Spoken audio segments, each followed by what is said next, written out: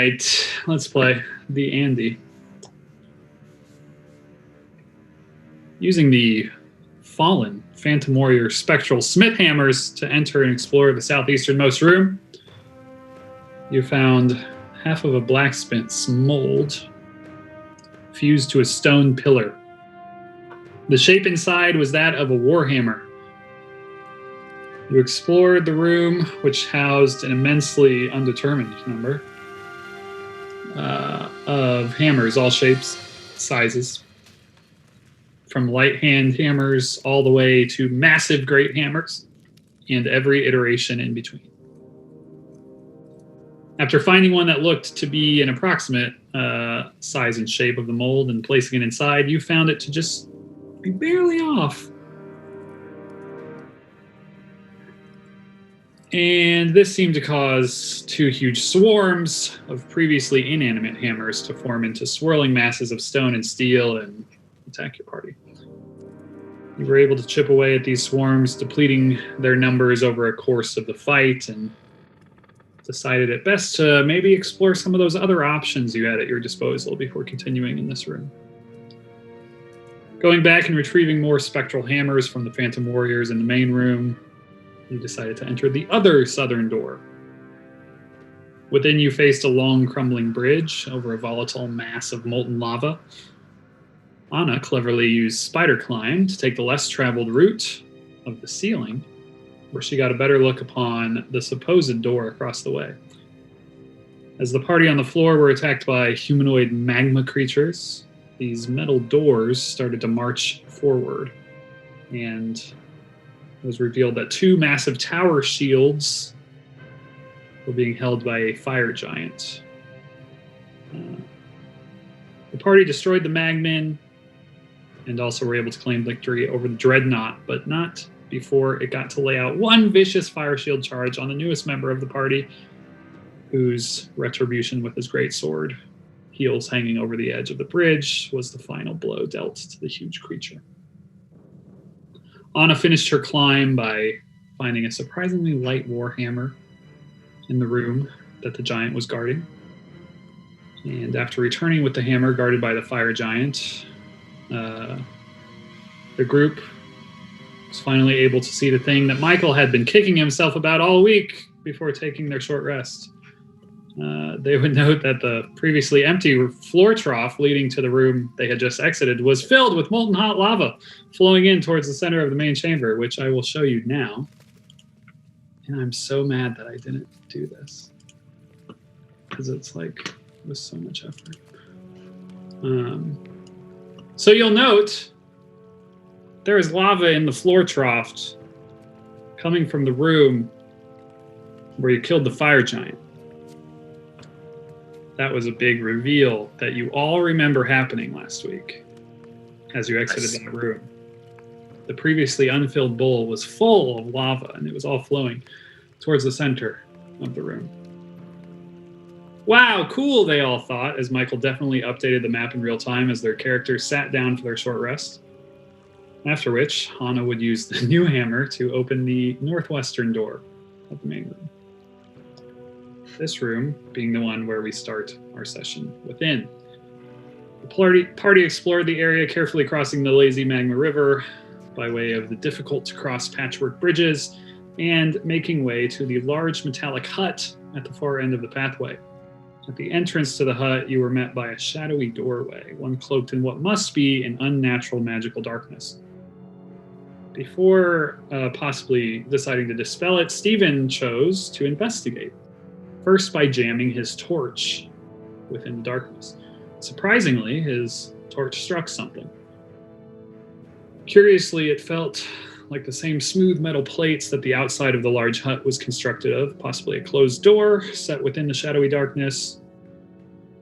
But his torch seemed to scrape freely against the surface, no sign of handles or seams. Could this be a wall, perhaps? As the crew watched Stephen investigate the doorway, Xerxes' keen senses noted some irregularities within the magma around the party, as small flames began to lick up off the dark surface of molten rock, and then hands made of burning flame began to claw out from beneath. Let me put you on the actual map that we're supposed to be on.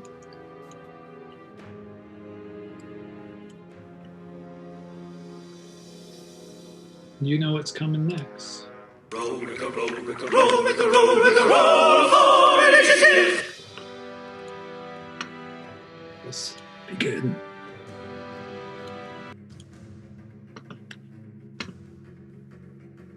Oh, boy.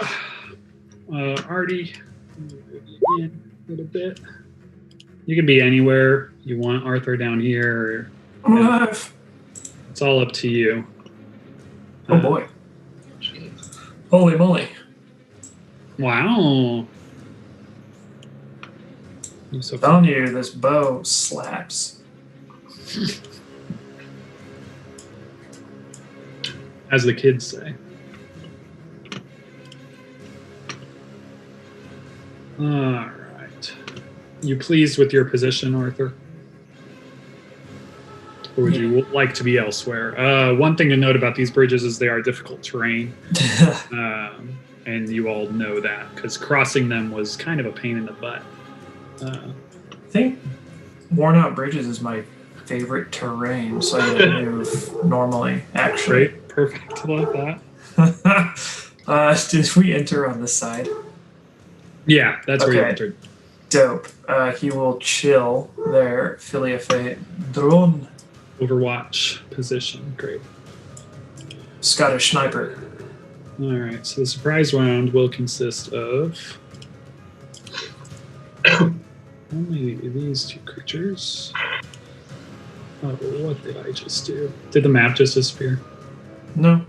Some, Oh. was it the It, grid? like, the shifted, grid was but it- big. I Yeah, moved like it to the wrong layer. Okay, great.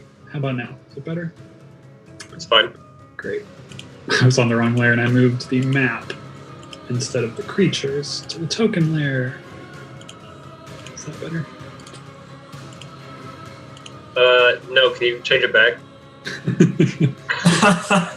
It's much worse. It's much worse. I prefer bubbling lava. It looks like a grown-up version of Jack Jack when Yes, it he's in does. Jack Jack Attack on Fire. Like that? 100% yes. All right. So these things climb out of the fire. Xerxes being the one to notice. Arthur, what's your passive? Not good. Oh, wow. No, it's 16. I've never Okay, had so- a character that has a good passive. Arthur will also notice that these things are climbing out, and you will get a turn during the surprise round, Arthur. So it is your go. It's a good thing Philia Fate does fire damage. Wait, no, she doesn't do fire damage. Sorry, I was thinking of the Spear. He will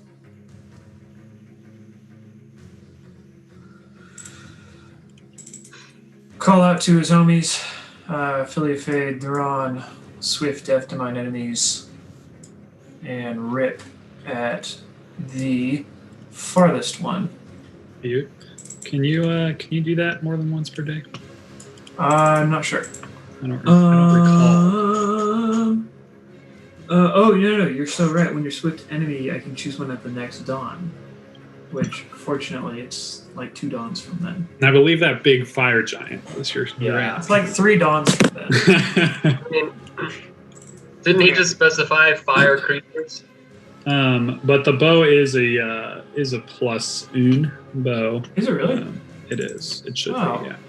So either we can just add the +1 now, and we can add it to your sheet later, or Yeah, I'll do it later. we can do math. It's Okay, only +1, you know. So that's easy, man. it's better than my +0 currently. It's true. It's 15 to hit.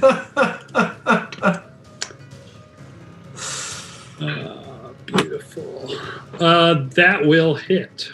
Nice. That's great. That will hit. So 9 points of damage. Yes, sir. Yay! Look at me, guys. There you go. There you go. This thing I'm slaps. thinking this guy right in front of you, right? No, I'm thinking this guy. Oh, you want that guy? I do. All right, beautiful. He's going after my healer. For both? Yeah.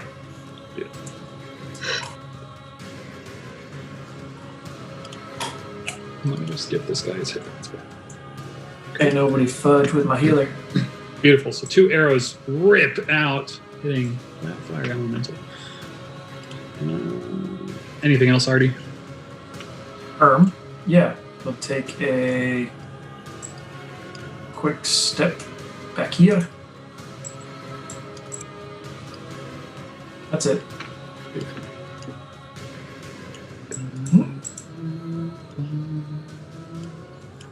Can these things do, I say? This guy's turn. Ooh. Yikes. Yikes. You can do stuff.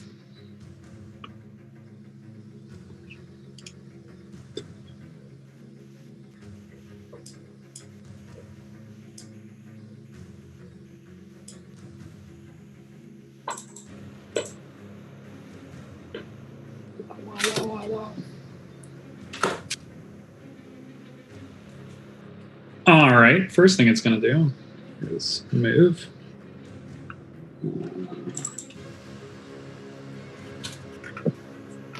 Oh no, how's it going to do this? It's going to do it like this.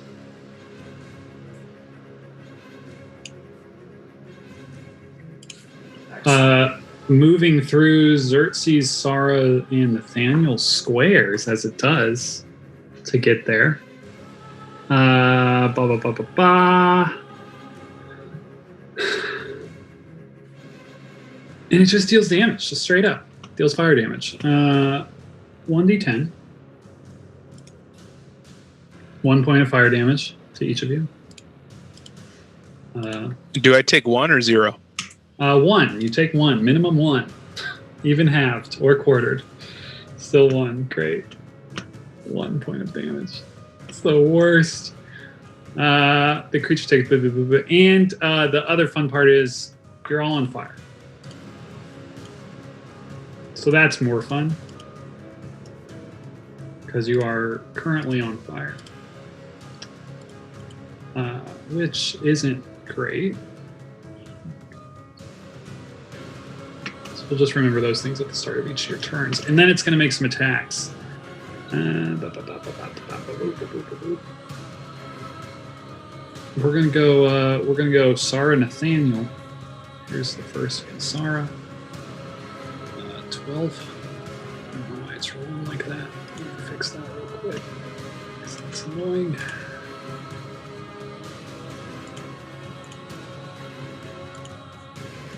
Doesn't hit Sara. And Nathaniel. 11 doesn't hit. Beautiful. That's its go. The second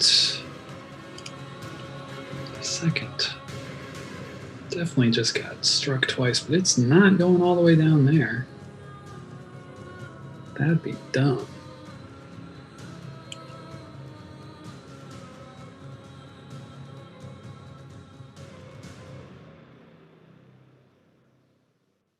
Yeah, it's going to do this.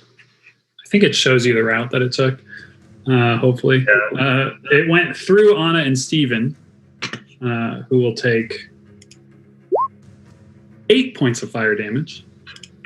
And light on fire, which is fun. And then 1 attack for each of you. Saru first. 25 to hit. Yeah. Beautiful.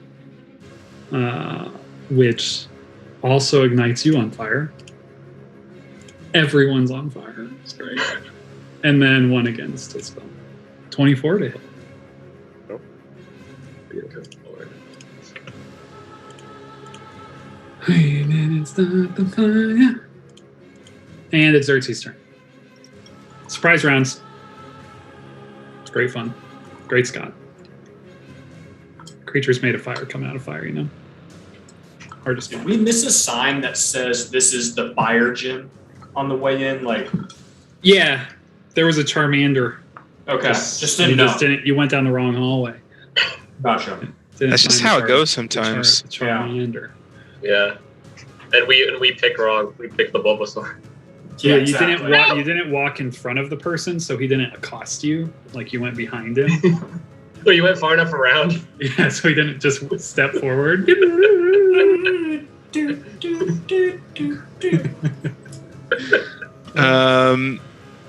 Seeing as he's on fire, Yeah, so Xerxes, you're on fire. You take damage, I believe. It's until the creature takes an action to douse the flame. The target takes fire damage at the start of your turn. Would you like to take an action to douse, or do you want to just take that sweet, sweet fire damage? I was planning on stop, dropping, and rolling and taking a attack of opportunity. Beautiful. Yeah. I'll make that an even trade. Sure. It's like we're bartering. Like, yeah. So he's going prone and rolling. Yeah, the fire definitely goes out. And then he attacks you. Can you make a check purely for this situation? I love this. Here comes the attack. 19. Oh no, that'll hit. He's still on fire. That's a really good trade. But you still have your action, so. Yeah, so he'll stand up and shoot it twice.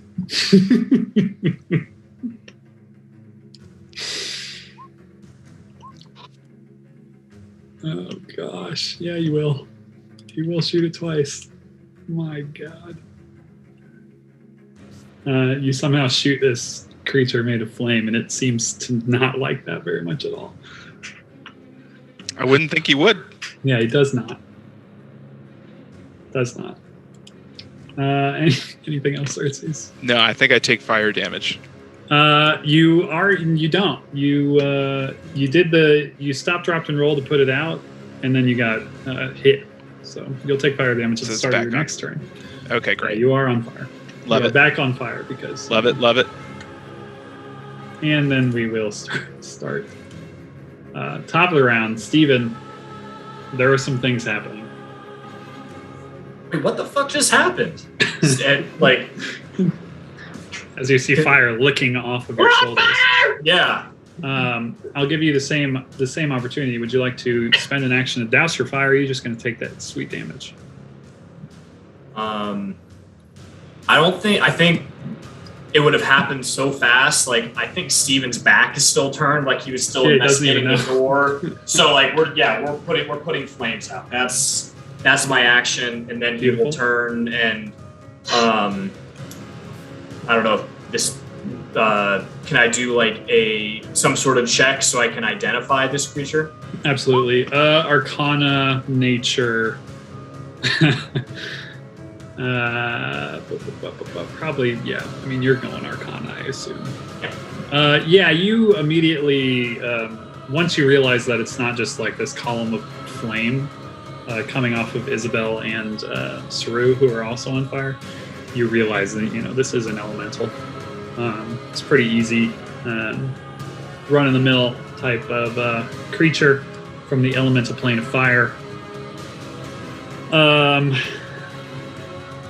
They're immune to fire. You definitely know that. Checks. They're not, surprisingly not like vulnerable to water or anything like that, I don't think. That's annoying. It does take damage when it's hit with water. It's just a weird, it's not a vulnerability. It's kind of strange. But yeah. So no cold vulnerability either is what I just heard. No. Well, that does a lot for them. Okay. Just water. Some type of water vulnerability, but it's not a vulnerability because water isn't a damage type. Good. That's my turn. Susceptibility. That's what it is. Actually, am I at the edge? Can I take one step back, or am I Which direction? north? Oh, yeah, you could go one north if you want. I'll go one right there. You, Done. And basically, like, your back is right up against that shadowy Yep. darkness. Yep. Artie. Artie will Oh, look at. and you still have a inspiration die from the crit that Will's character did. Nice. And what all can I use on it again for damage or attack modifier? The attack, saving, and abilities throws. Sweet. Okay. Yeah. Artie will look at Philly Faye and say, "Let's turn the heat up." Maybe turn it down? Yeah, he's got a hunter's mark, the far Beautiful. one. Great. And he'll rip a shot. And I added the +1 to Philly Faye already. Nice. Ooh, with sharpshooter. Look at this guy. Plus. God. Plus. Ah. Still not bad. Not bad at all. That'll hit. Arrow whizzes through Isabel and Saru. Here comes round 2. My word. Oh, that'll hit. My word again. How's it looking? Big damo. Oh, it's like a medicine or a perception or an elemental check or some shit. How's a red dot that appears on it? Check. Alright, now we're getting somewhere. He'll action surge because we took a short rest. Yep. At least get that out of it. Ripping more death and destruction. My. Who is this? They all hit. How's that for some math? Does that last one hit? Go. It does. Nice. And Arthur. Ah! Hooray! There's an explosion of flame.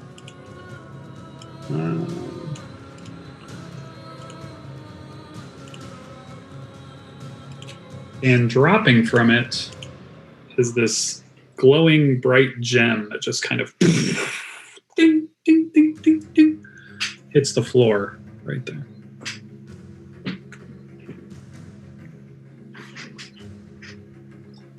Can't tell if my math's right, but if my math is right and that's 94, that's the most damage I've ever done with a character ever of all time, including like probably playing Borderlands. That's a good round. That was, That's a good round. Beautiful. Add that.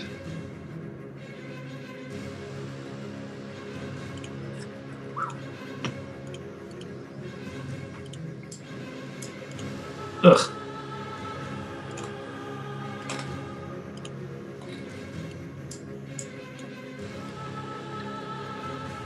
Two creatures burst forth from the magma. They look like this. They're small and they're flying. Murder hornets! We got mosquitoes in here, man. Yeah. And it's this elemental's turn, and he's going to just continue to dish. Just going to continue to dish. He's going to go here as he does so. First at Sarah, just kind of swiping away. Yeah. And then Nathaniel. Not, yeah.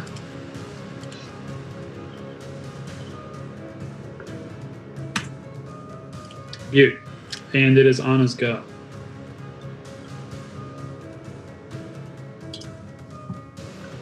Connor's gone. He had put a note in that Oh, he shit. was gonna a bonus action blade song and attack, but that one's dead. So I think it's safe to say either might- if it could attack this mosquito thing, he would do that. But could he like move onto the bridge to do it? Spider climb, right? Yeah, that's still It going. still has spider climb, so Beyond. it's not a worry to walk on the bridge. Okay, then yeah, I bet he would do that then, because he would have reach, right? Yes. Why wouldn't you? I don't know how to turn Blade Song on. What's the vote? Do we still want Blade Song for this? I think he would probably, regardless. You tell Because me. he seems to do it pretty routinely. Yeah, because we just whenever short combat starts. rested too. Oh, he's still got 3 of 4 uses of it. Nice. Blade Song. Boom. Found it. Bada bing. I won't cut myself. I'll just Talir two-handed. Thwomp. That'll hit. Do I get any other bonuses? Just that. And Thwomp. Those will both hit. Anna has 2 attacks, right? I think so. Anna hits that thing twice. Seems like a pretty solid round for her. And maybe just step back off the bridge. Out of, for safety. Sara's go. Sara does not shoot it. She's not dumb. She'll just attack twice with her short sword. Missing both times. Great. Love that. It is this guy. Let's show you that little skate again. His turn. He will fly.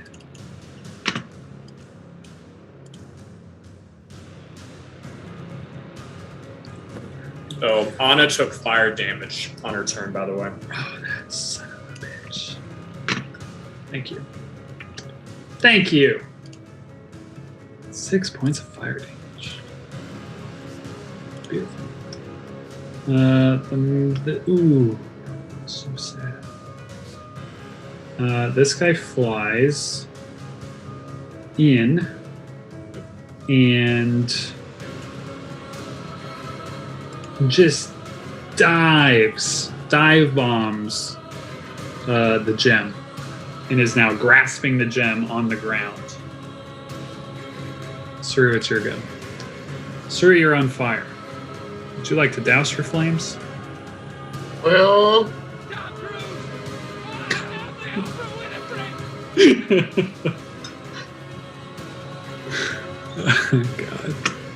That's good.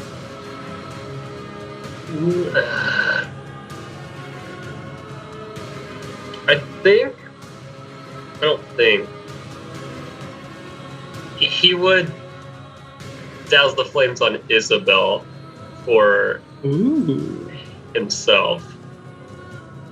Now you're gonna need a blanket to douse the flames on. I'm just kidding. I mean, do I? Because I've got some that I could use. I've got multiple things I could use. How'd you get blankets into this game? They've been I didn't patched get out. blankets. I have a quote unquote fancy robe from episode 5 Oh, there you go. Fancy robe douse. that I could throw on her. It's a duvet. You could use your action to douse the flames on Isabel. That's what I would do. I would start Isabel's flames are patting doused. Isabel down. It's funny because Saru's on fire while he does so, and he takes 3 points of fire damage. I'm really glad that my little fire emoticon has been able to be used at some point. And then I would yell. What would I yell? I think. How far away is Arthur? I don't think he's in range. No.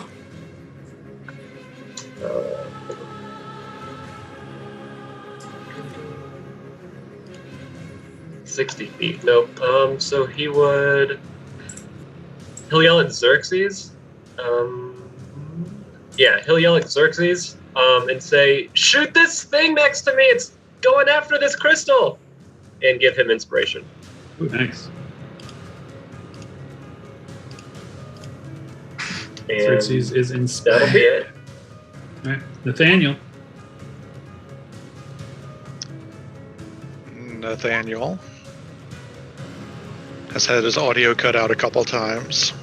Wow. And he's just going to move a little bit to get full flanking and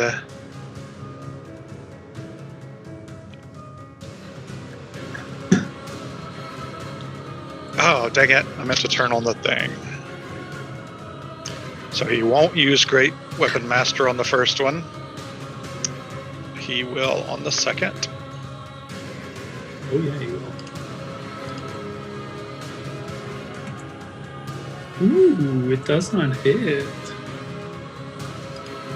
And will take some damage because he is on fire. He's on. 8 points of damage. Anything else? That'll be his turn. Beautiful.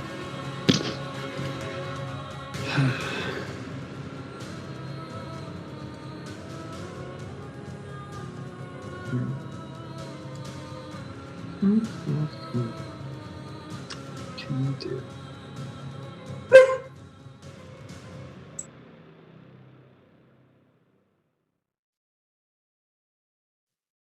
Oh wow, that's great.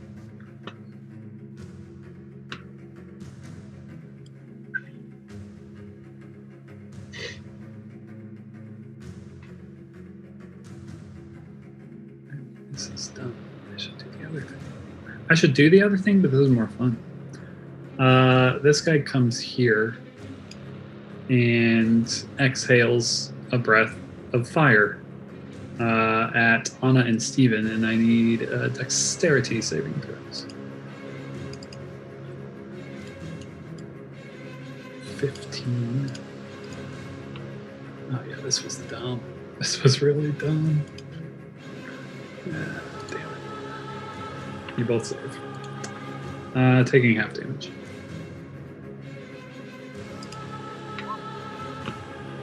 Damn it. Poor boys. Should have done the other thing. But that's it. He'll actually whiz around and go there. Xerxes.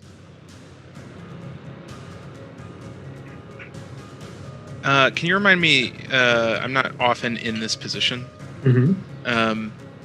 Would I have disadvantage on attacks on another target if somebody's within 5 feet? I can't remember. Yes, you would. It's like he's waving his hand in your face. It's like you're playing Ultimate Frisbee. Yeah, a lot like that.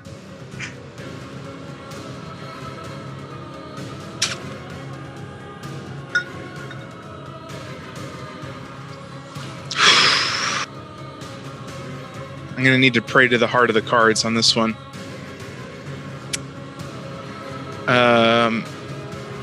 Okay. He's going to try and take evasive action here. Taking a step forward and attempting to cartwheel forward to avoid the opportunity attack. Oh, it's been so long since we've had a Xerxes cartwheel. So long. I recall. It's been, I don't even know the last time we've had this happen. Xerxes 22 acrobatics. Okay. The DC is determined by my 2-hit roll. All right. Let's go. Oh no. Let's go, baby. Let's go. Big money. Oh, you did it. You did it. You did it, Xerxes. I did it. I did the thing. You did the thing. My chat completely disappeared. That's a Roll20 reboot. Yeah. Fix that. It's Had the to most annoying thing in the world. Had to get on out of there. Okay, so he's going to, he cartwheeled and now he's in finishing position, kind of like almost on one knee, aiming his gun toward the creature, and he will say, I hear you, Saru. Isabel, give me a clean shot. And we'll hold his action until Isabel clears. Beautiful. Here's your 2 points of fire damage, which is 1 point of fire damage, because you are still on fire. All right. You hold your action. It is Isabel's go. Isabel steps to the side, hearing Xerxes. Isabel, not on fire, steps to the side, and Xerxes fire away. Just expelling the He hammer. muted. Uh-oh. Nate. Oh, he's still muted. He's rebooting Roll20. Bang, bang. I don't know what these guys... Oh my god, they both hit. They both hit. Let's fight is about low AC, apparently. 2 14s, you say? That was atrocious. You kill the Mephit, sending its Great. body flying. Great damage. Best damage. Sending its body flying towards Anna, because that's fun. But as it dies, it does do a death burst, and I need Saru and Isabel to make dexterity saving throws. Who could have seen that coming? Yeah. Isabel, you take full. Saru, you take half. 8 and 4. Actually, I'm going to use my reaction to use a Ring of Invasion. to have it. Ooh, so cool. Well, then never mind. Never mind. 4 and 4 as it explodes. And Isabel, feel free to continue your turn. Isabel would step back over, return the kindness to Saru, and put out his fire using her action. And then can she grab the gem, like with a bonus action or something? She'll need an action to grab the gem. Okay. In other combats, maybe, but for some reason, just she needs a whole action to take this one. That's fair.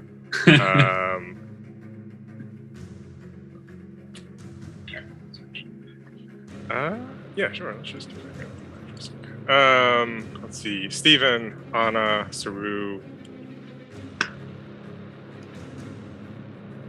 Xerxes, Sarah, and Isabel. Each get 7 points back. Actually, hold on. That didn't do it right.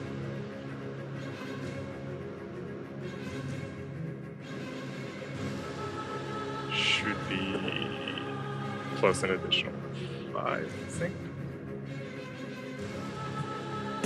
Yeah. With the life, discipline of life, and everything from my domain. Mm-hmm. So, 12. Awesome. 12. 12 to the lot. Sarah is very happy with that. Let me tell you. All right. Anything else, Isabel? No. Beautiful. Steven. I need a wisdom saving throw from this little mat in front of me. Beautiful. I'm sure his wisdom is very good. 4. Yep, that's a negative Ghost Rider. Oh, no. Oh my gosh. Terrible damage. He has been hurt, though. Oh, That makes it worse. that makes it worse. 5 points of damage, you say? He has 5 hit points. The one that Anna Martha, you've got to struck. be like 100. You have to be 100 for 100 on getting the lesser of the two, no matter which. Unbelievable. The good news is I need Steven and Anna to make a dexterity saving throw as this thing explodes. Death burst. Hey. That'll be full. Full damage for Stevo.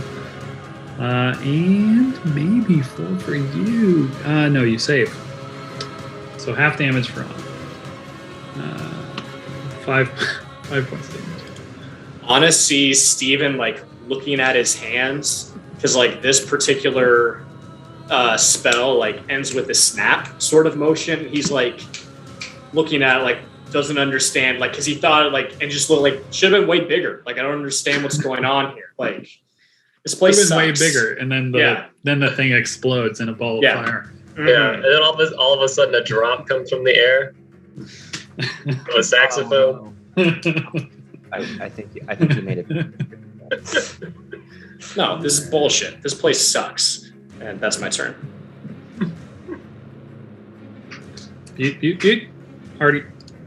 Artie forgot to use his bonus action, so he lost Hunter's Mark. Boy, here we go anyway. Does a 10 hit? 10 does not hit. Okay, what's the inspiration? D8? Yeah. I I don't know what you. Yeah, I don't know. It's the same, whatever Saru had. Okay, yeah, it's a D8 then. 13? 13? 13 might do it. 13 hits. Nice. 13 hits, you son of a bitch. Wounds. Oh no. Well, Got any more of those inspirations? Fresh out. That will not hit. Oh my goodness. You want to action wow. search again? Oh wow. I want to. Will you let me? No. I think that's all the juice that's in this squeeze. Yeah, that's all the juices in this squeeze. Beautiful. As you squeeze the juice,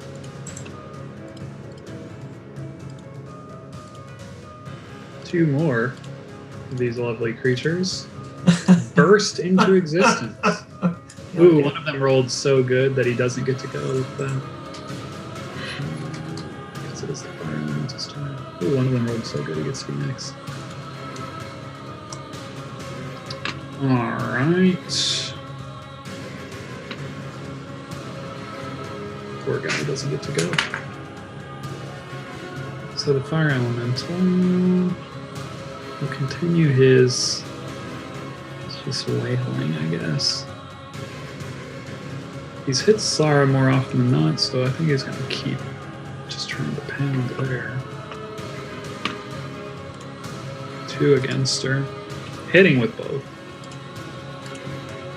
He's having a harder time getting through. It's good, buddy. Not doing great. Not doing great, Sara. Still on fire. Still on fire. She probably should put that out. Lord. She probably should put that out. This guy gets lucky and gets to go and grab this gem. He grabs it. He still has movement. 20 feet. Grabs the gem. Gets another 10 feet as he vanishes into the lava. 1 second. Yeah. You tell me. He leaves my reach, right? He leaves your reach. Do something cool. Do something cool. I imagine I'd be using it on a method, but I don't think we're going to lose those gems. Use it on a method. As a reaction, Isabel weaves a spell that targets a single creature, Oh, hell yeah. and she will reach out, and you'll see the method just sort of like stop in midair.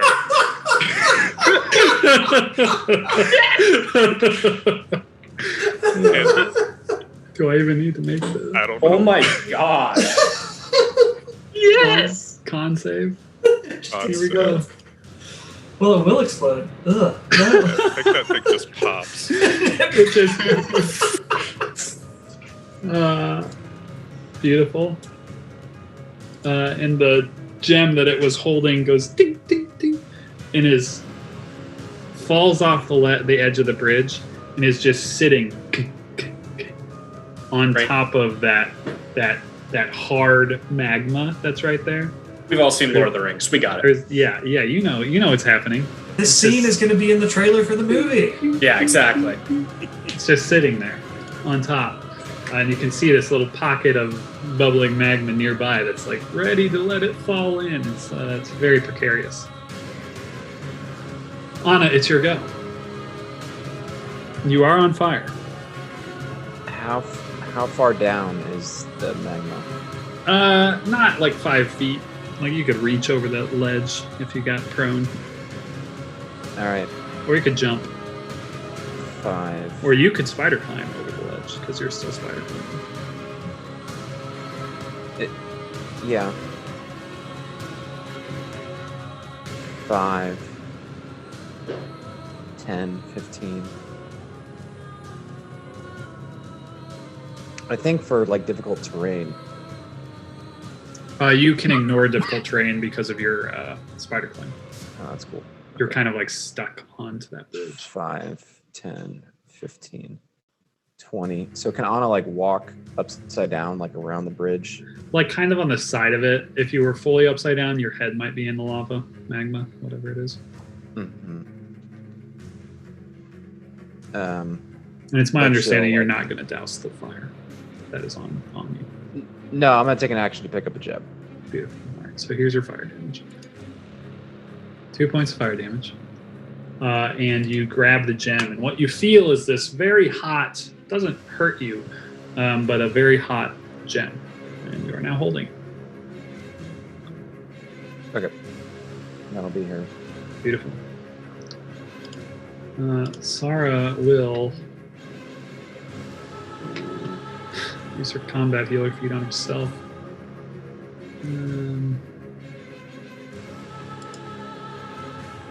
To give herself 8 points of healing.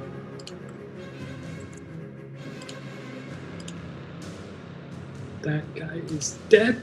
It's Saru's go. Patting out the fire on Anna. Nice. Easily done.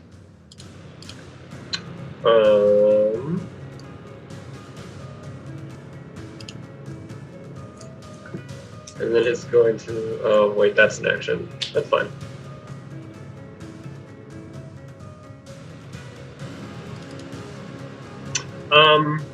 Are the bridges difficult terrain with climbing speed as well? Is it only spider climb that makes it? Yeah, so spider climb is kind of letting her like attach herself to the bridge. Yeah, that's fine. I just wanted to check.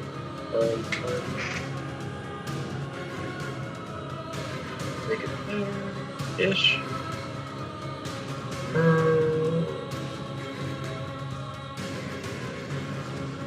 That's an action. That's an action. Yeah, that is all I got. All right, Nathaniel. Still on fire. Rick?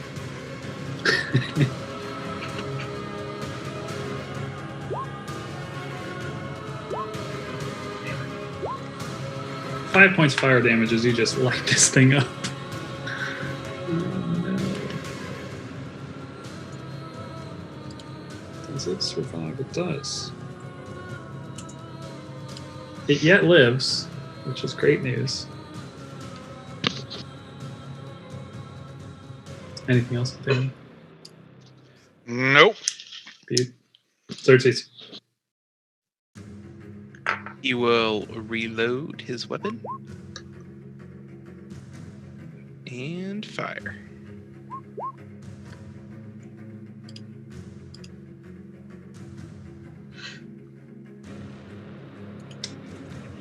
And kills.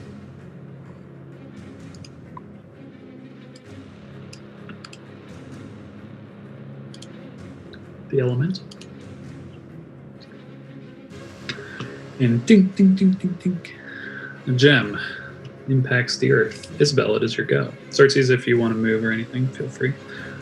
Do you want to give me fire damage? I do. I would love to give you fire damage. It's the thing that I like. 2 points of fire damage.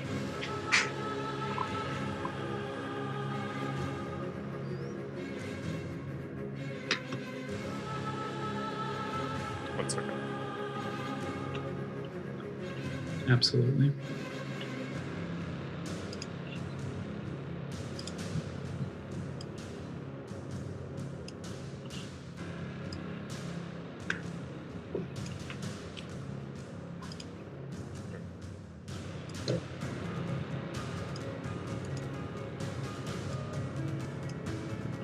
She'll use her action to put the fire out on Xerxes. Nice.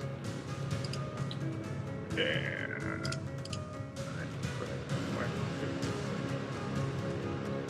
Steve? I think that's it. Steve-O?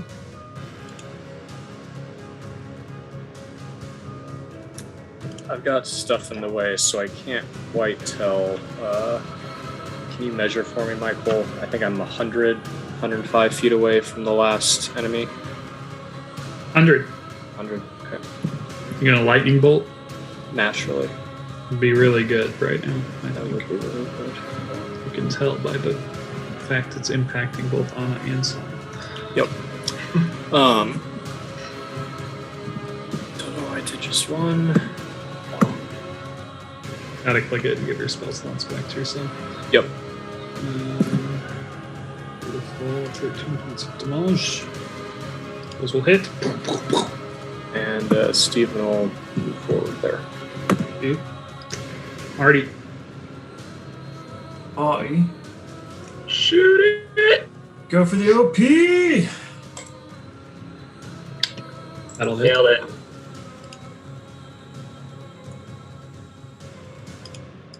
It explodes, hurting no one. As it does. Anything else, Arthur? Are we still in combat? You are. Okay.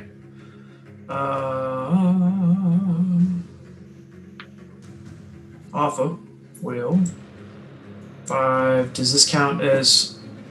No, your first. You Cool. can take one more 5 Okay. before. 10, 15, 20, 25, 30. You. And that's all he's got. Before Anna's go.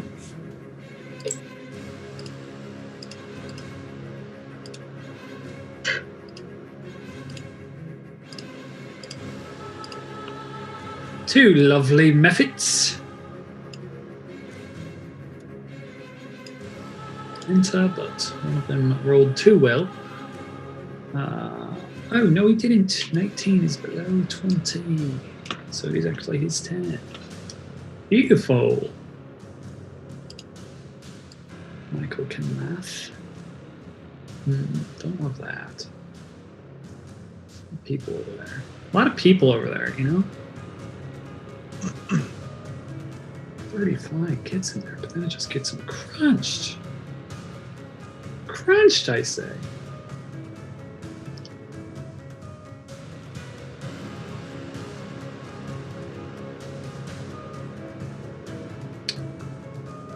All right.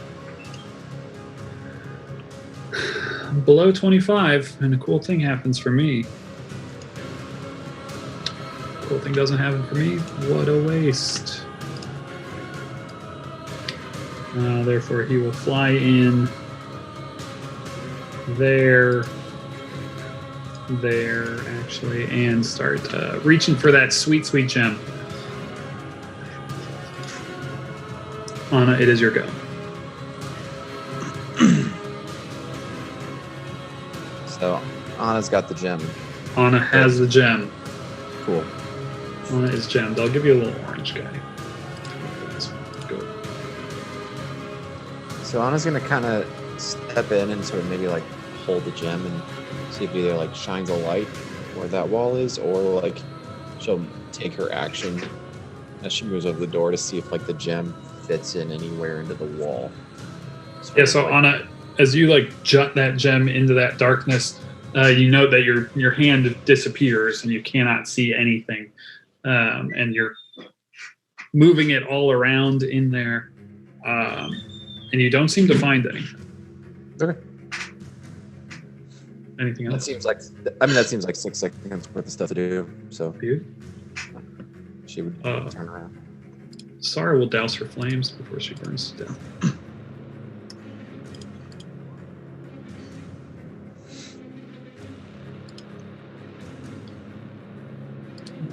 That's it.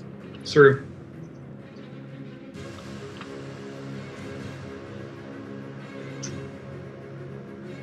Oh, yeah! Power Cat slide. speed, baby. Yeah, so he'll drop down. He will grab the crystal Beautiful. and actually, 10, 20.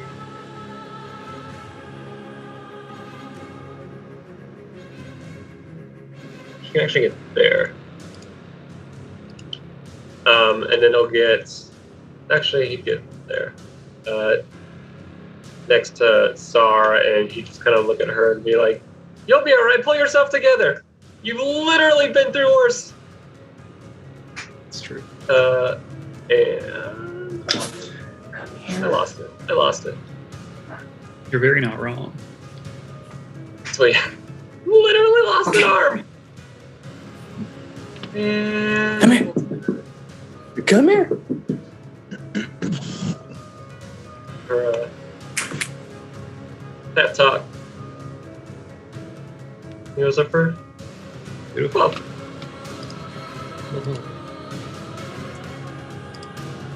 No longer bloodied. Anything else, Drew? nope. Nathaniel. Nathaniel On will fire. roll.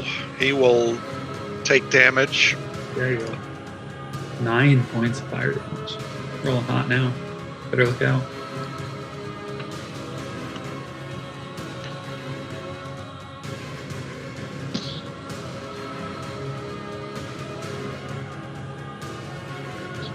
Oh boy. Jesus. Okay. I'll just roll up the deck save. I was gonna say, did he even need to roll the second one? It actually died on the first. Yeah. Dex saving throws for my 3 homies. Is this something I can see with my eyes? Yeah, it is exploding. Isabel takes full. Everybody else takes half. Evasion. You take none.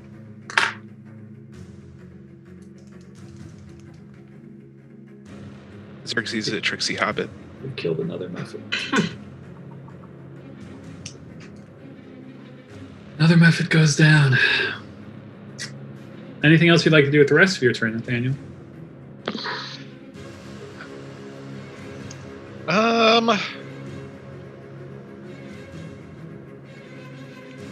I guess he would move like there, just to get more in the middle in case something else crawls out. Gotta do what you gotta do. It is the Magnum Method's turn.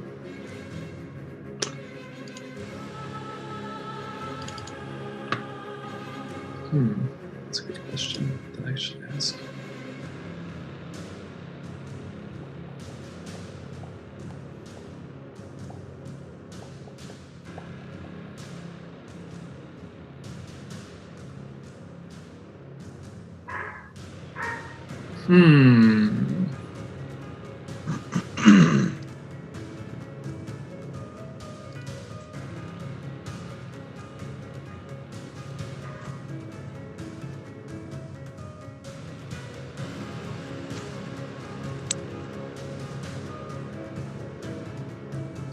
Anna, you feel searing hot pain. Okay. Coming from one of your hands. Shockingly, it's not the hand that has the elemental gem, but the hand holding your Talir. As your Talir begins to glow a white Nice. Excellent. As this method casts heat metal. DC 0, you're fine. Yeah. That spell is banned in the tournament. Spell is banned in the turn. Choose a manufactured metal object. You cause the object to glow red hot. Any creature in physical contact with it takes 2d8 fire damage when you cast the spell. So 11 points of fire damage. So the spell ends. Use a bonus action on each of your subsequent turns. If the creature is holding or wearing the object and takes damage from it, the creature must succeed a Constitution saving throw or drop the object. If it can't. If it does drop the object, you get disadvantage on your attack rolls.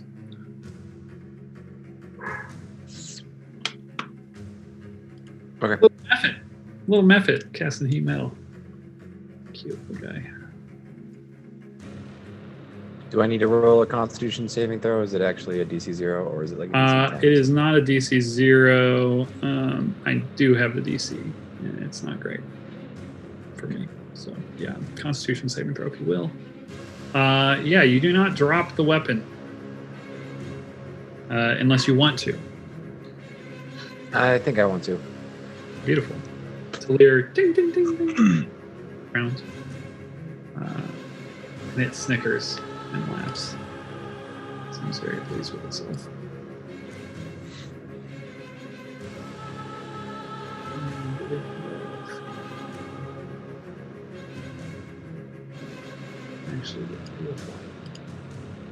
It will fly in.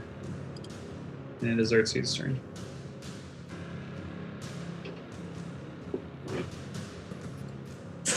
Flavor, Steven is already like starting to like drop to the ground because he knows that he saw the Xerxes Isabel maneuver before and he's getting ready.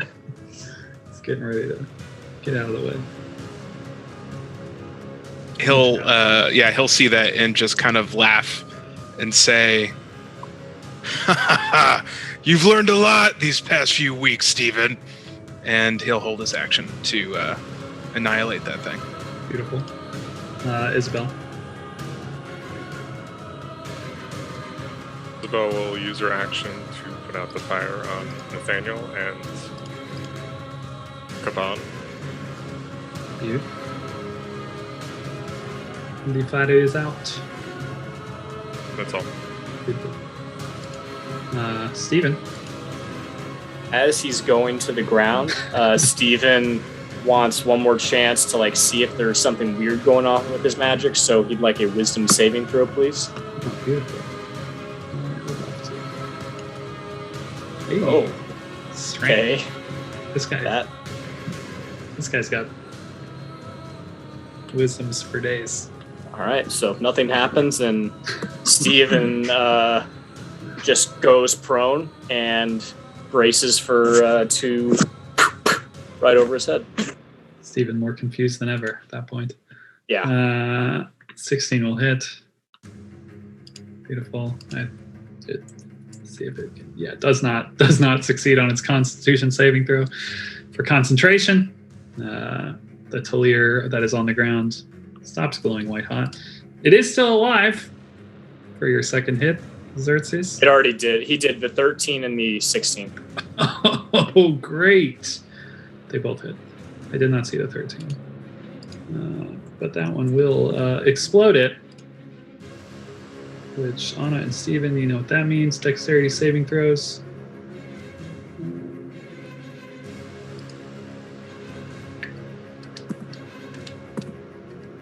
Five points damage.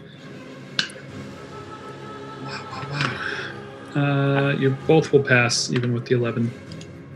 If you didn't have the advantage.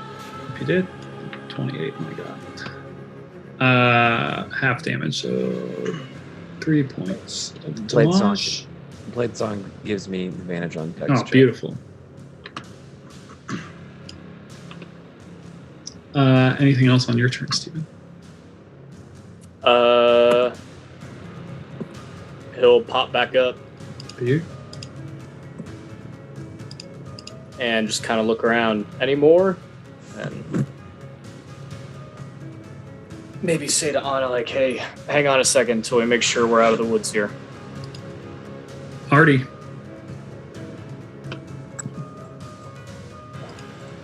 Arthur will cast Kill Wounds level 2 on Isabel. Nice. Kind of killer with a sharpshooter too. Sharpshooter. He's poking with his. He's got like a syringe. How do you do that? That's not how I got you, Arthur. Blood everywhere. It's not in any of my books. I'm healing. Shake. That's something Anna does, not me. No, it doesn't do that. That's his turn. You know what that means.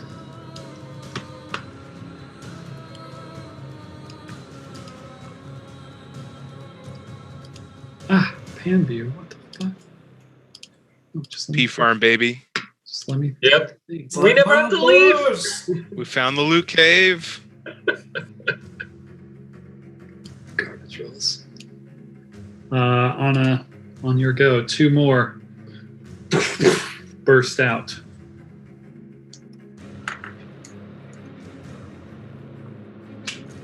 It is your go. Anna will pick up her Talir with a bonus action. No longer Whiteout. Oh, for now, I guess. I have a feeling those other ones could do the same thing. And she'll stow her Talir. She'll look at Steven and say, maybe we just need to leave? Are they just going to keep coming? Well, why don't you hand me the gem and pick the sword back up, and I'll see if I can mess with the door, but you might be right. But I think we've got a weird role reversal sort of thing going on where I'm watching your back, and normally that's not our good strategy. I mean, yeah, sure. If you want the gem. So, Anna will hand Steven the gem. And that's her turn. Beautiful.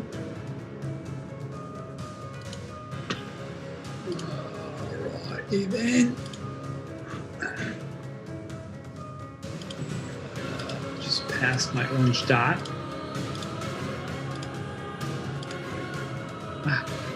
So many things. SARS go.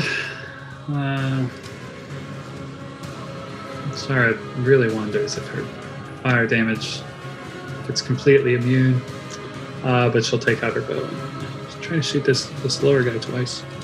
Flump flump. Oh yeah, got him. 12 points of D. She's feeling good about herself. Sarah. Anna, Steven, do you want this other rock? I love how Bartlett's voice echoes in his place as if it definitely would in real game. It's awesome. Do you want this other rock? Sure. Sure, yeah, bring it over. I can get there. Actually, there. And Not bad. that's all I got. Beaut. Nathaniel. That's a dash. Yeah, that's a dashing action. So Nathaniel is going to come right here and hold his action for if that thing flies in range. Beaut. It is its turn.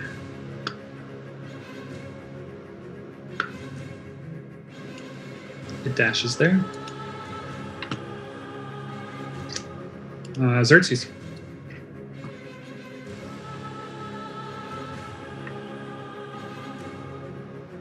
He missed it.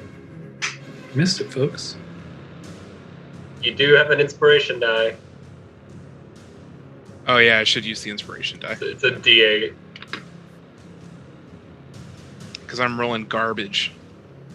Boom! That'll Yay! 5 points of damage.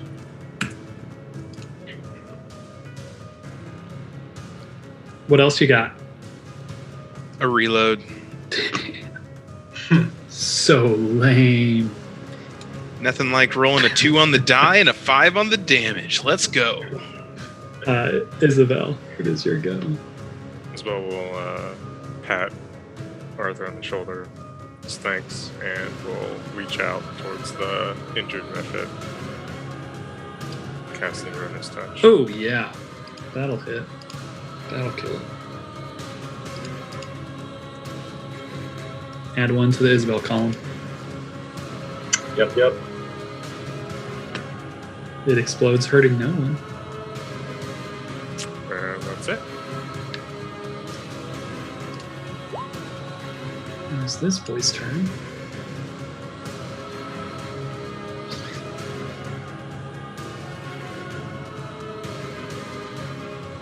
Oh man, I think that's the best plan.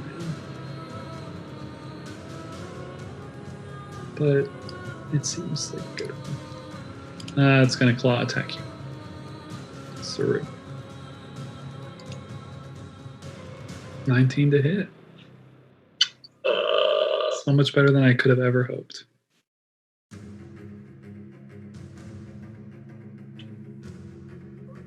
I don't know. I'm pretty sure that hits. My armor class is at 20, which is not right. Hmm. And I'm not. It should be 15. What's to say? I'm just gonna put it at 15, and then I'll mess with it later. But it should be 14, and then it should be. I have a +1 armor, so it should be 15. Dude, I'm not sure why it was at 20. 6 points of damn as it claws at you. That's what it can do. It's turn. Steven. Now that I have the gem, Mm-hmm. can I do an investigation on if I think it would fit into the bowl or any of the other kind of like indents we saw in the main chamber? Yeah, roll just a straight up intelligence check. You know it would fit into the bowl, but it would be much like an orange fits into a fruit bowl. It's Okay. not like a perfect fit or anything. Got it. And you don't remember seeing any indents specifically that would fit this thing, much like the hammers fit into the wall. That you've seen thus far, at least. Can I do one more check on do I recognize any kind of gem like this? Sure, Yes. yeah. Even with that intelligence check, this looks different. Kind of your first thought is like an elemental gem, which you guys have seen before. This isn't that, even though it is a gem that came from an elemental. This looks like some one-off thing. Like this doesn't seem to have any any resemblance to anything that you know of or you've seen before. Gotcha. So I don't think I can turn my EV into a Flareon, is what I'm hearing you say. You don't believe so?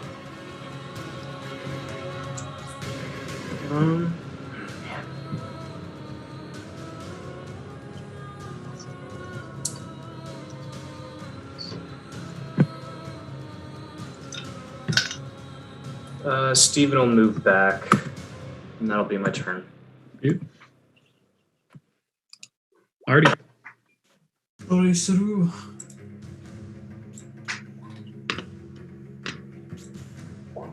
Ugh, maybe not.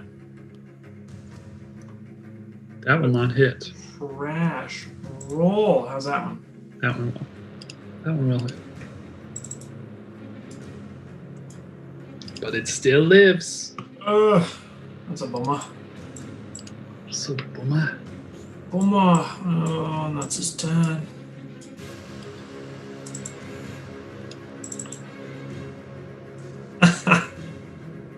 Two more.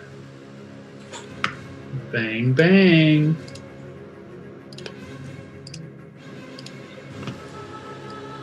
Trash. Rolls.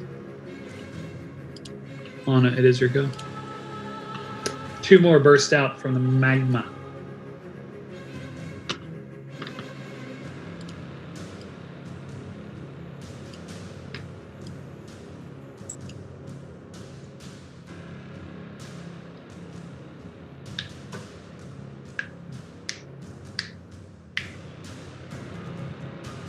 Anna will bonus action pull out her longbow.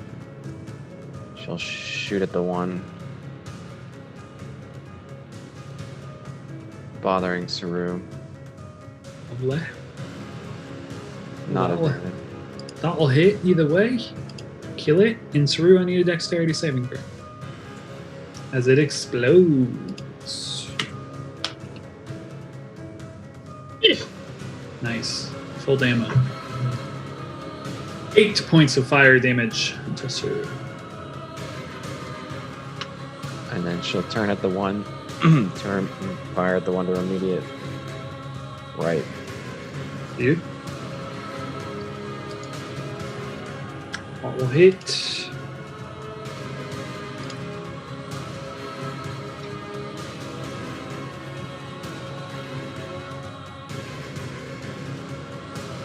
She'll move there. Alright. She's still got spider climb to go.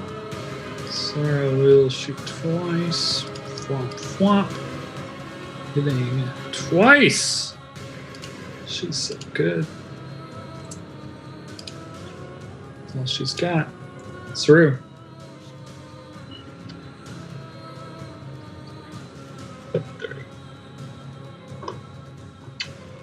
I'll get next to Steven, or as close to as I can.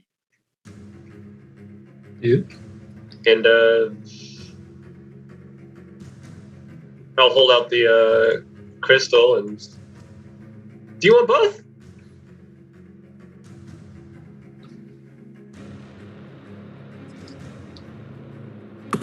No, stay up here with me, Saru. Okay. All right. Good. That's all I got. Nathaniel. Nathaniel's gonna dash. Well, tell me if I can do this. Can I dash and jump? I think so, because I think it gives you a buff or extra distance. Or maybe that's just when you have a certain amount of. Just why don't you just tell me what you're trying to do, and we'll see if we can make something happen. I'm going to.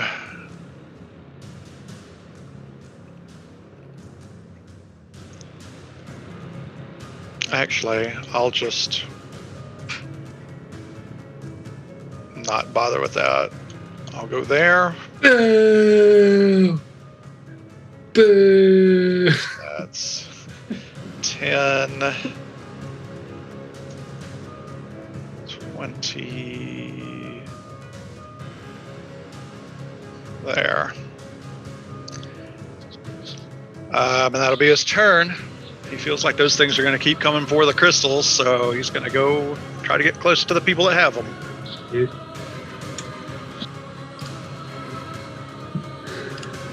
Not shockingly. Seems to be what's happening. This guy comes here. Get off! And he does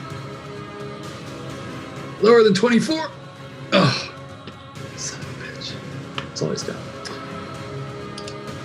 This one starts his turn with lower than 24. Nothing. With nothing, he moves 30 feet. Walk away. Xerxes. It is your go.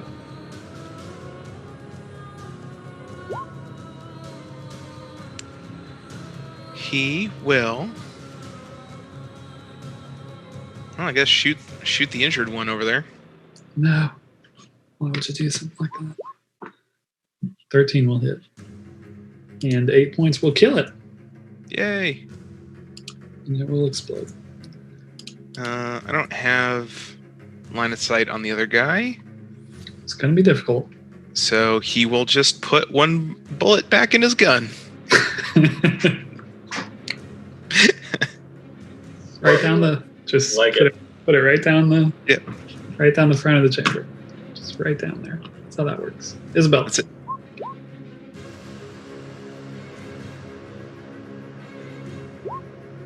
So we'll again move across the bridge.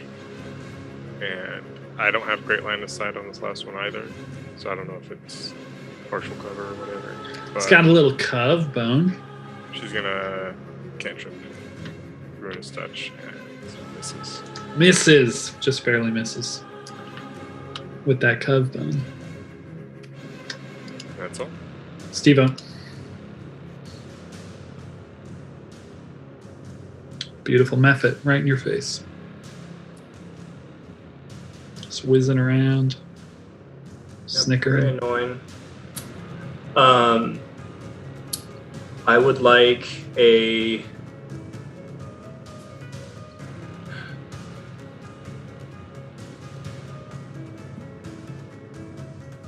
Constitution saving throw, please. Never. 14. And it is now frozen. Love that. A field of magical energy. And Steven will shout at everyone. Leave him alone for a minute, and he will then step forward. And I don't know if this would work. I would love to like kind of grab Saru along with me, but I know that thing's in the way. So the idea here is getting both the gems into the darkness and seeing if that triggers anything. I don't know if I can bring Saru on with me or not. Boop boop boop boop boop boop. You could pull him. Either way, you won't be able to do what you want to do on this turn with both gems. So it's kind of up to you.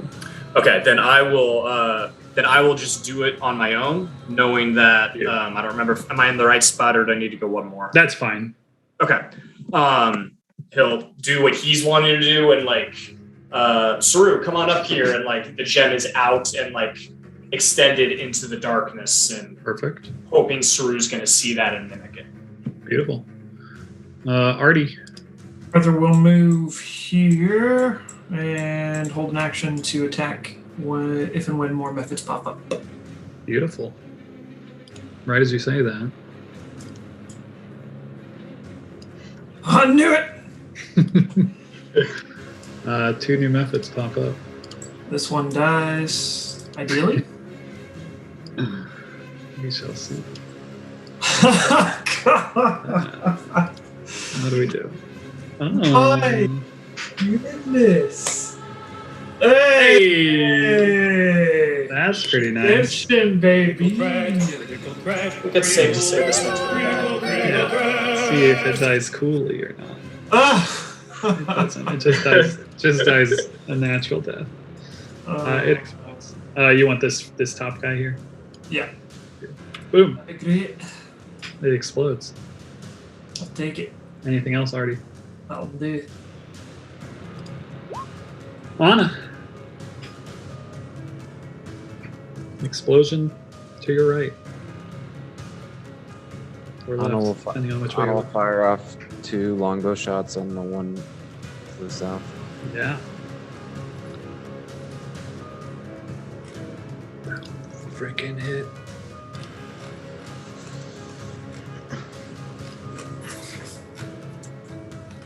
Just XP farming now, baby. Just the XP farming. If it's taking us to level 20, we're out here sawing wood. Sarah will continue. Yeah. Oh, shit. Boom! Oh, look at that. And she's like, I don't know what else to do. Shoot Xerxes.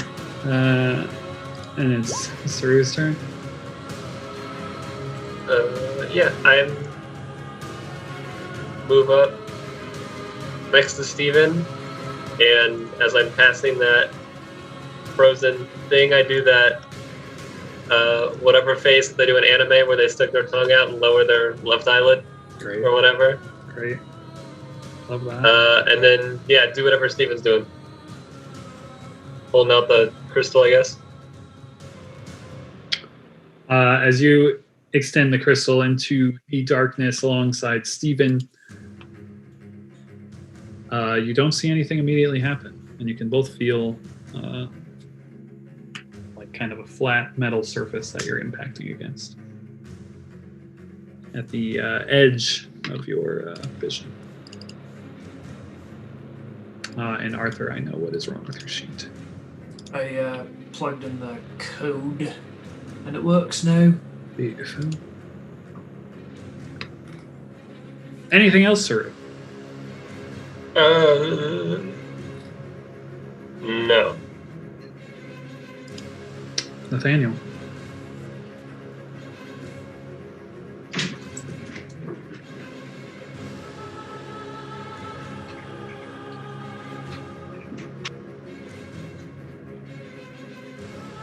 What you got? He'll do the difficult terrain and hold there, and he will, just in case more pop up, will hold his action. You. Is this one just frozen here? Does he get any saves? No save. No. He just Frozen until God, he just hangs out. It's the worst. Beautiful. Just chilling. Xerxes.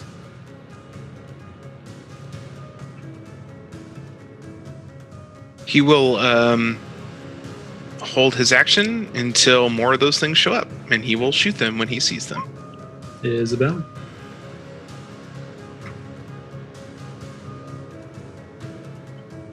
Bell will move on this little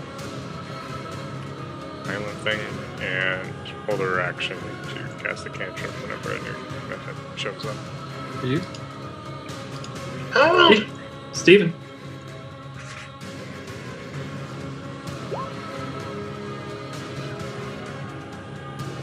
I don't know what to do. I don't. Because, okay, I'll stop role playing just to double check, because I'm pretty sure I've checked for all these things, Michael. There's no handle or seams. There's no indentations that I found. It just feels like flat stone wall shrouded in some sort of mystical darkness. Yeah, basically. Probably metal rather than stone, but yeah. Okay, metal.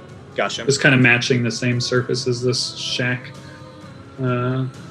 exterior that you can see. Shrouded in magical darkness. But yeah, you don't feel any seams or handles or anything.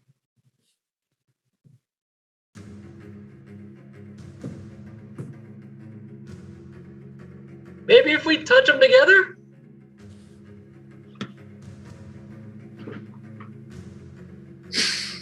You know, just the tips. Waiting for someone.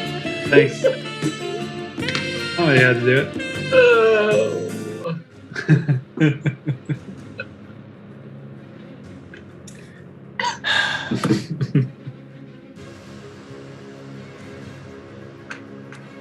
No, I think we need to take these to the central chamber. I think I don't know if there's anything else we're supposed to do here.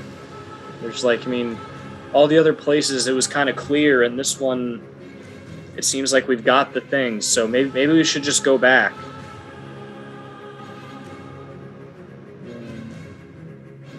You're the magic master. I just don't. It seems. I don't know. Feels like this is a dead end. And we will move. I don't think I can cross while Nathaniel's on there, if I remember right. It's just difficult terrain, so. Oh, okay. If you have the movement, then I do. get to the edge of it. Right there.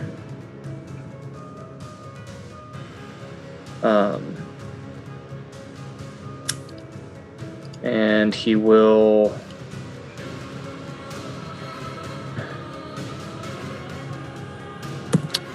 hold his action, is going to cast a cantrip once Saru is out of reach of the method. You? Arthur? Holding his action. Spend it. Two methods explode out of the. Does he need to hold his action anymore if it exploded? I exploded out of the lava. You tell me if they explode. Oh god, Is that right? so many actions happening. I'll let them go first. Beautiful. 27, 22, 27. Those all seem like they're gonna hit. 664. Okay. One of them's almost dead. Nice. Arthur will attempt to kill that one.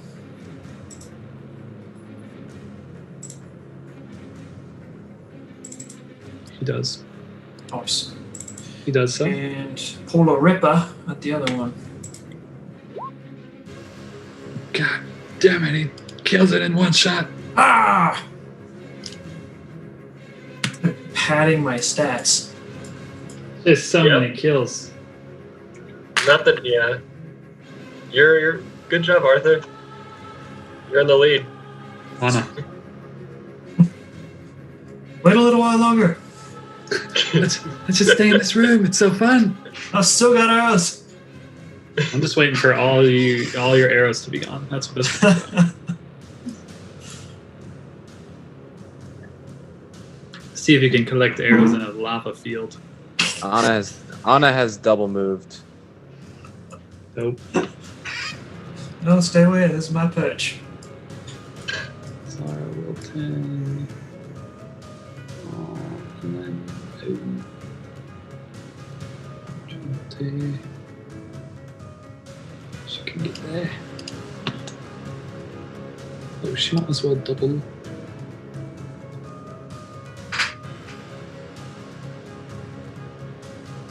She can get there right to the edge. Saru. There. And then he'll look at the thingamajig method. It is I'll be like- unfrozen. Yeah, he'll, this is my gem. You can leave me alone.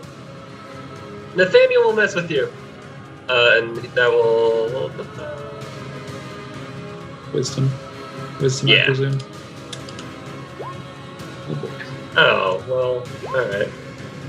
Push it. It's the wisest little method that's ever been made. 30. And take your attack. Yeah, you will. Damn it. And I will make my attack as well. Beautiful. This poor guy.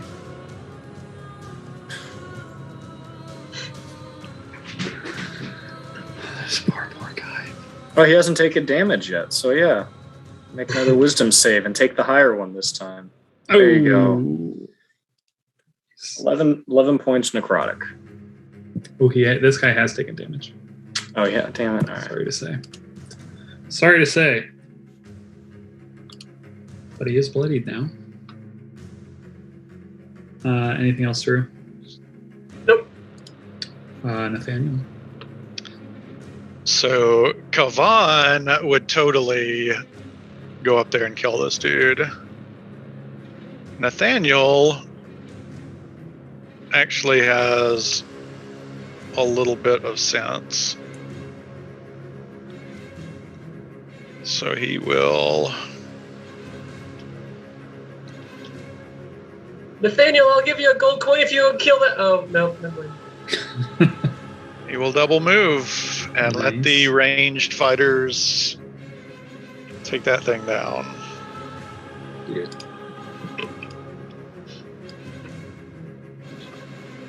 It's going to claw at Saru. Damn it! It's going to get there. Xerxes.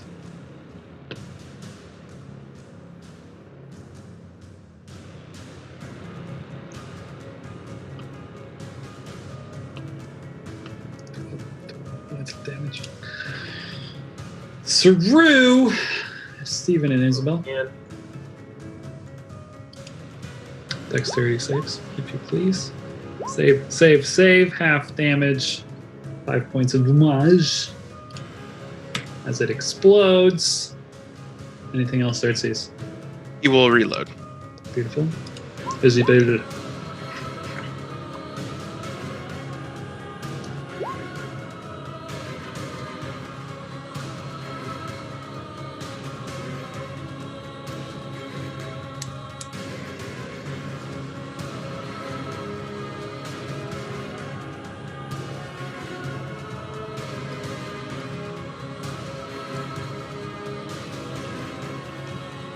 What you got? Oh, there's she Double goes. move there. Sprinting. All right, Steven.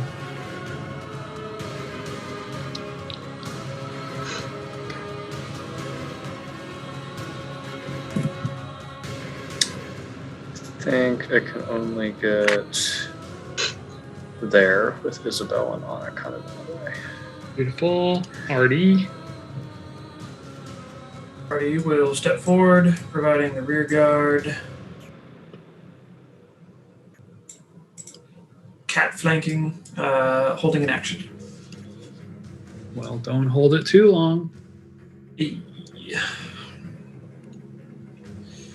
We'll go this one first. Beautiful.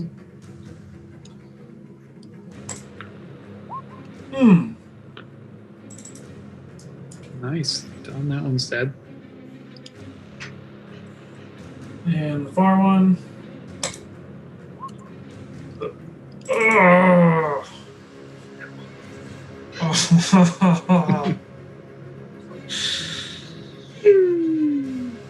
Gotten, I think a couple threes, a couple fours, and a 2 tonight, but overall it's been good. This thing comes up to Saru. Saru, make a dexterity saving throw. What? As it breathes fire at you. Damn it. Half damage. 3 points of damage. And it is in your grill. Anna.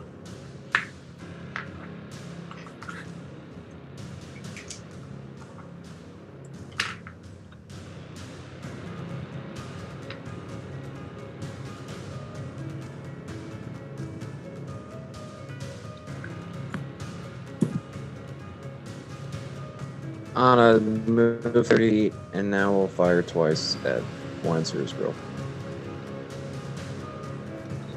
Easily enough. It still lives.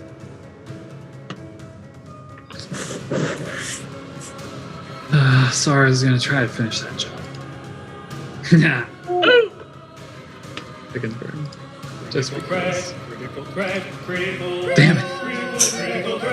She does kill it. Saru. Dexterity save as it explodes. Are you showing like fall first and then explode under the bridge?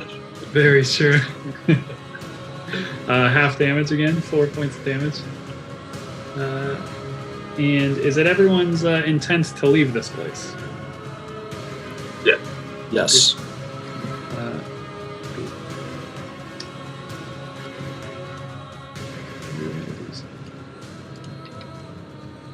I'll give you 2 more methods as a trade for letting the combat end. This one. Oh, they're worth a lot of XP.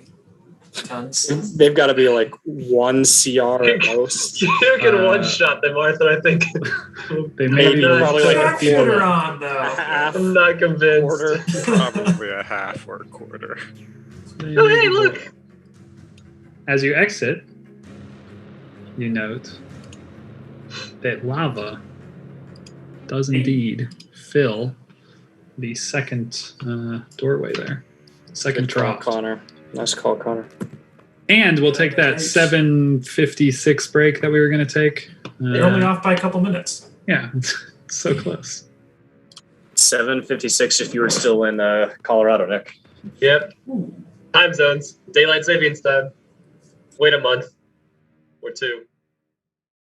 Well, while Anna staggers behind the party a bit, you come back into that main room and you do find that bowl at the end of this long tunnel is full of lava, and the trench as well has lava moving in towards the center. And as you enter the large main room, you see that the center is partially lit up with this lava in the trench.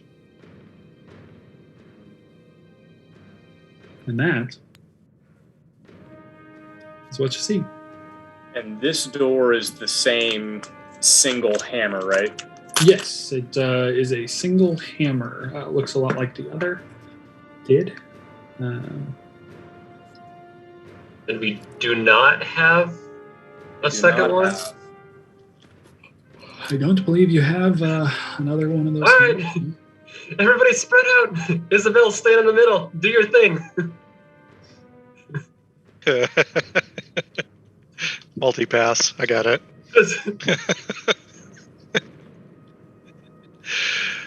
How do we feel about putting those elemental beads in that forge in the first room we went into? That's kind of where I'm at. Well, I don't know. It wasn't a forge, was it? It was just like a empty Like a mold. mold. Yeah. So, I mean, they'd have to melt. My thought was, I don't know what's in that upper right door.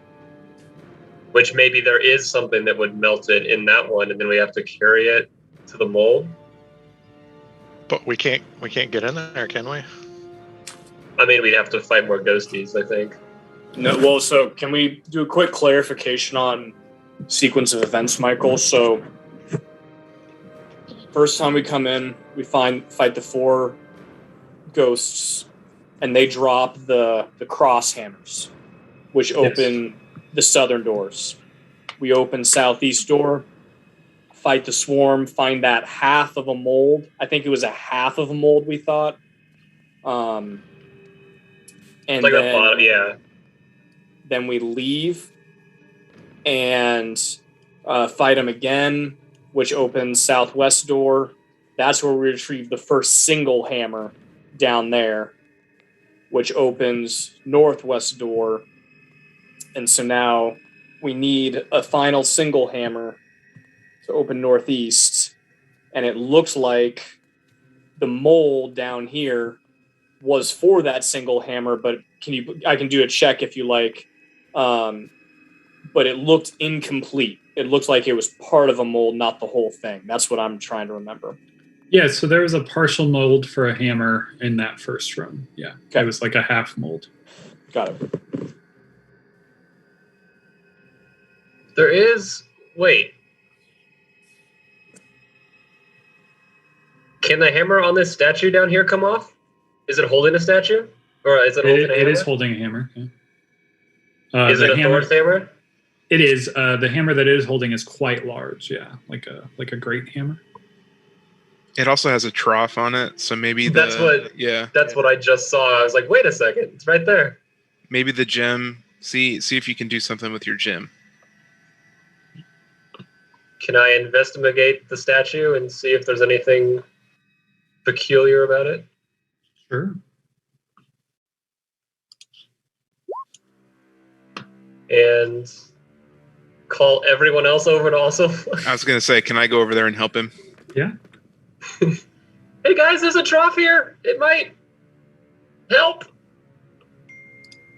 Where'd it go?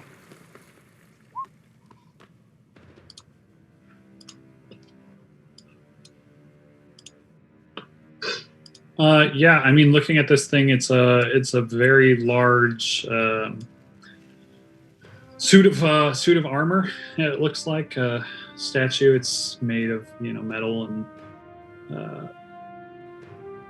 it is as you kind of looked over before, seems pretty similar to the bigger statue that's outside, as it's holding this massive hammer, which Isabel. If you had not already learned, she would have told you, a little bit about Ulfried, and this kind of matching his symbology. But yeah, you don't see any like indentions, anything like that. It does have kind of small cracks within it, but nothing. More just looks aged rather than anything. That could hold a gem or anything like that. And as far as the hammer goes, it looks like it maybe is a separate piece rather than like one whole piece, as most of this looks kind of like a suit of armor. So it kind of looks like it's holding the hammer there. You're not necessarily sure how you would be able to get it out of there, but maybe. Does the hammer look like it's the same size as what would fit in those doors? Or is it bigger? It looks bigger. It looks bigger than the indention in the door.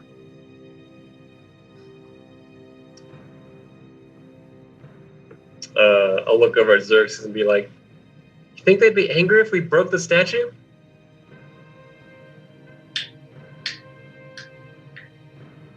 I don't know who they is. Let's go check out the first room. Maybe something's changed since we were in there last. Do you think there's any correlation between the hammer and the anvil? Maybe, but we don't have anything to hammer yet. Looks like we'll need more lava.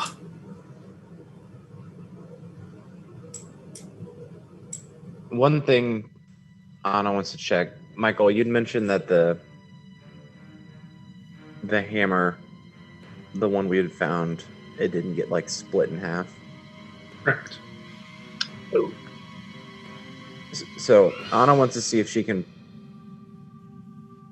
just pull on the hammer if the open door, if anything happens. Yeah, as you're pulling on the hammer, it feels like it's kind of like connected to the open door. You can feel the door kind of starting to swing shut as you're pulling on it.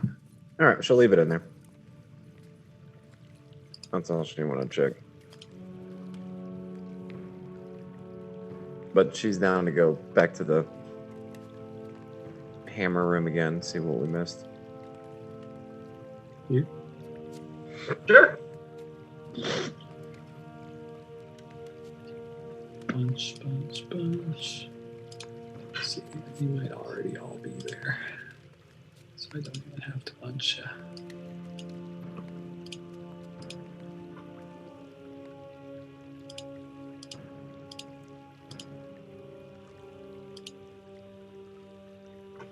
Cat's underneath there somewhere.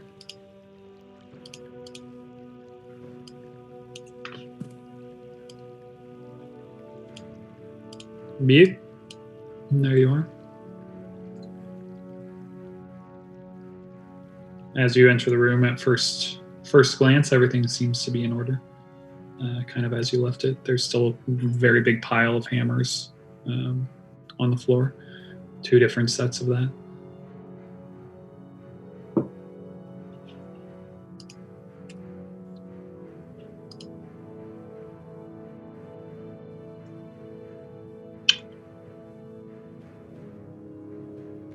Should we say together or bum rush? Well,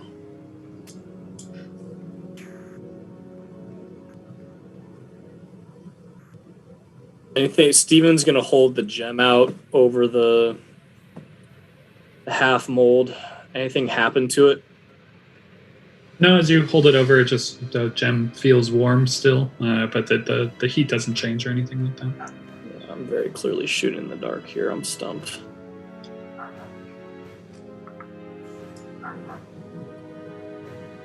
Does the mold look similar to the indentions of the hammers on the door? So Yep. looking at it, it's a quote unquote looking Thor hammer. But yeah, roll investigation as you kind of try to look over it a little closer in comparison to those northern doors. Anna's going to do an Bonus for growing investigation. up with a smithy. Anna's going to do an investigation and see if it looks like the one that guy was holding. The statue. Is it, Yeah, Arthur, it's similar, but you almost wish you could look at it side by side. You're not quite sure. And Anna, you can tell that this is smaller than the one that dude's holding. Cool. Other than fighting more hammers, is there a downside to just putting that bead in there? I mean, I know smithing Not doesn't that we work know like of. this, but we've got 2, and if each one makes a half, you know, I don't do math anymore, but 2 halves would make a I whole. make a hole, then we crawl through the hole, and we Nice. escape. never will I math again. So, I mean, you make 2 halves, you make the hole, you pick it 2 up, and chuck halves. it on the other door. I agree with you. I'd feel better if we knew where the other half was. And we haven't, I'm torn because, we never really walked in this room. but we also were told pretty explicitly that it seems to go forever. So, like, I don't know what, it seems silly, be walking for 20 minutes only to get tacked by more stupid hammer swarms, possibly, to, still have been gone, been an asymptote in the graph of this room. Is there a chance it's an illusion? Maybe. I guess that's a good point. We didn't think about that.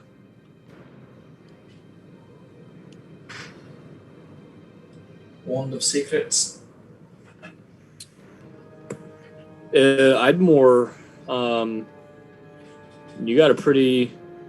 You and your new bow, Arthur, seem to be working out pretty well. Why don't you try firing an arrow down one of these hallways? Try not to be too impressed. Oh, can we light the tip of it on fire? Can we light the tip of the arrow on fire in that brazier there? I'd be mad if you didn't. Goodbye, sweet arrow. Fire when ready. Just want to shoot this way, I guess. Pete. So Arthur takes a nice, strong, and it goes down, and you see it fly. 100, 200, 300, 400, 500, 600 feet before it. You hear someone scream. No, it scatters onto the floor and bounces down the hallway, and you can see a little bit of fiery glow as the arrow goes out. I'll go get it. 600 feet or so away from you. Cat, fetch. That'd be a great trick. That'd be awesome. Cat rounds up all my arrows at the end of a fight. That sounds like it's worth some investment and downtime. I can't wait as to we're have traveling. somebody magic my cat. You're just shooting an arrow every now and then and teaching Cat Mahomes to go get it. Cat won't live very long if that's what you teach him to do. That'd be it. Cat Mahomes is not a receiver. It's true. It's in the name. Is there a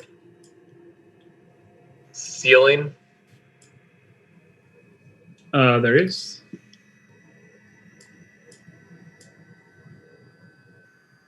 Is it solid or reflective by chance? I can shoot an arrow at it if you want. It's like a kind of an arched cathedral-looking ceiling. The rafters kind of go all the way up, down the center, and they're all filled with hammers. Lots and lots of hammers.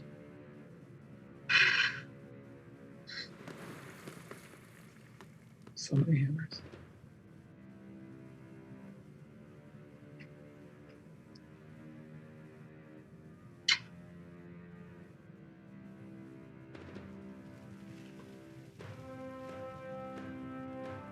Well, I mean, I could try to knock the door open. I just worry, when we were in Nothgeith's tomb, trying to open the door a way it wasn't meant to seemed pretty dangerous. Granted, we were trying to force it open, not magic it open, but still kind of leery for the same reason.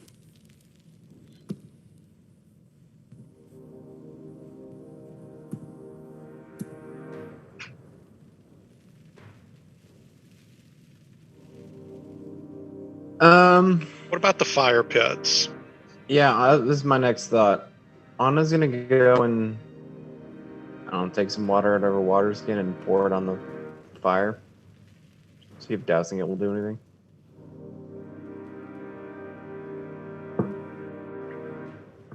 Nothing happens. Very big fire. Gonna take more than water skin to put it out. What about tossing a gem in there?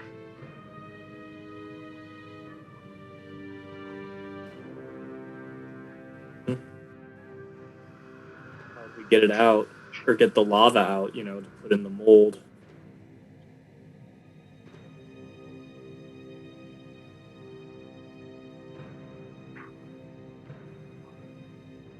I'm not following. If I just drop this gem in there, how are we going to get the gem out of the fire? Probably just depends if anything happened. I guess are these? I am literally just throwing stuff out there. I know you are. I'm just trying to understand. Like, it would. Oh, it makes no sense, Marshall. Okay. All right. I was trying to go with. We don't have any clues. Okay. I'm sorry. Other than we have fires on the map, and we have beads we don't know what to do with that don't go anywhere. I like a good non-linear puzzle. It's really throwing stones at you guys. It's great. I don't think there's any downside to putting one of those gems in the forge. I mean, at worst, we have to fight something. Either it's going to activate it in some way, or it's going to do nothing, and we keep the gem. I mean, I don't think it's going to be a situation where we lose the gem, and it's the wrong reason. It's also possible we could go back and get another gem, maybe. I mean, we don't know. Like the hammers, the hammers dropped the second time. Everyone, I agree with Will. Let everyone array yourselves accordingly, though, if you want to do anything for Hammer Swarm. Are these are they like bowls on the ground, or are they more like raised chalices almost? Yeah, like big raised like braziers of stone that are just flame burning up. They're quite Do they large. even 'Cause they're seem like we could almost 8 feet across. move and or tip it over? The stone is connected to the floor, so tipping it over would be very hard. Moving it would take some breaking it.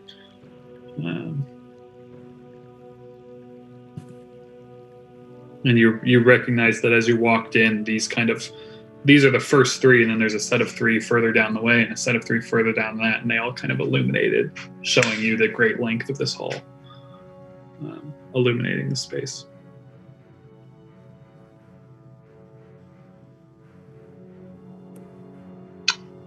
I mean, I'll take my gem and set it on the mold, I guess.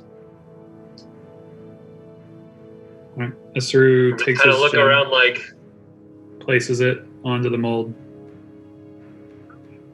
Siri starts talking to me. Fuck off, Siri. I said Saru. hey Siri, how do we solve this puzzle?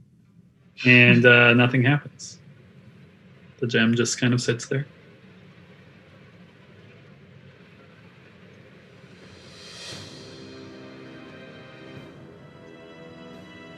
Well, think we tried that last door? Maybe the other half of the mold's in it? Am I just I don't know. using a spell to get it open?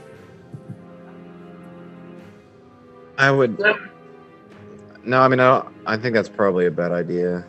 I don't have any clues, but in theory, if this works the same way, you need to do like the double door, the one that you could get in, and completing this puzzle should get us the one that goes in the top door.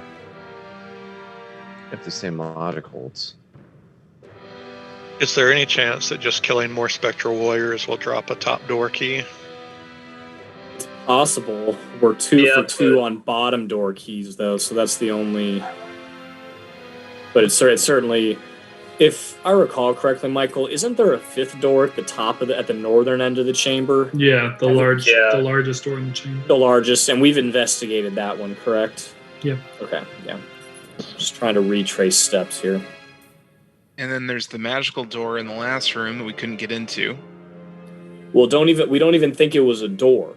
It just felt like part of a wall. There was no apparent here's where it would split open. It could have been a door, but it just feels like with the lava coming out of that room now, we've done what we were supposed to do. But that could be way off. I don't know. Or I'm just saying, like, it could, if there was a door.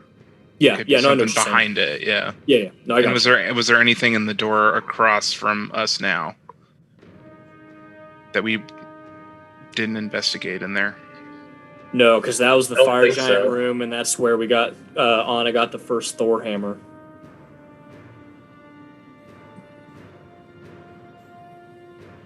Hey, Michael. Yo, How hot are these braziers running? pretty hot, pretty good heat. Some fire coming out of there. I don't know how hot, but pretty good heat. Fire heat.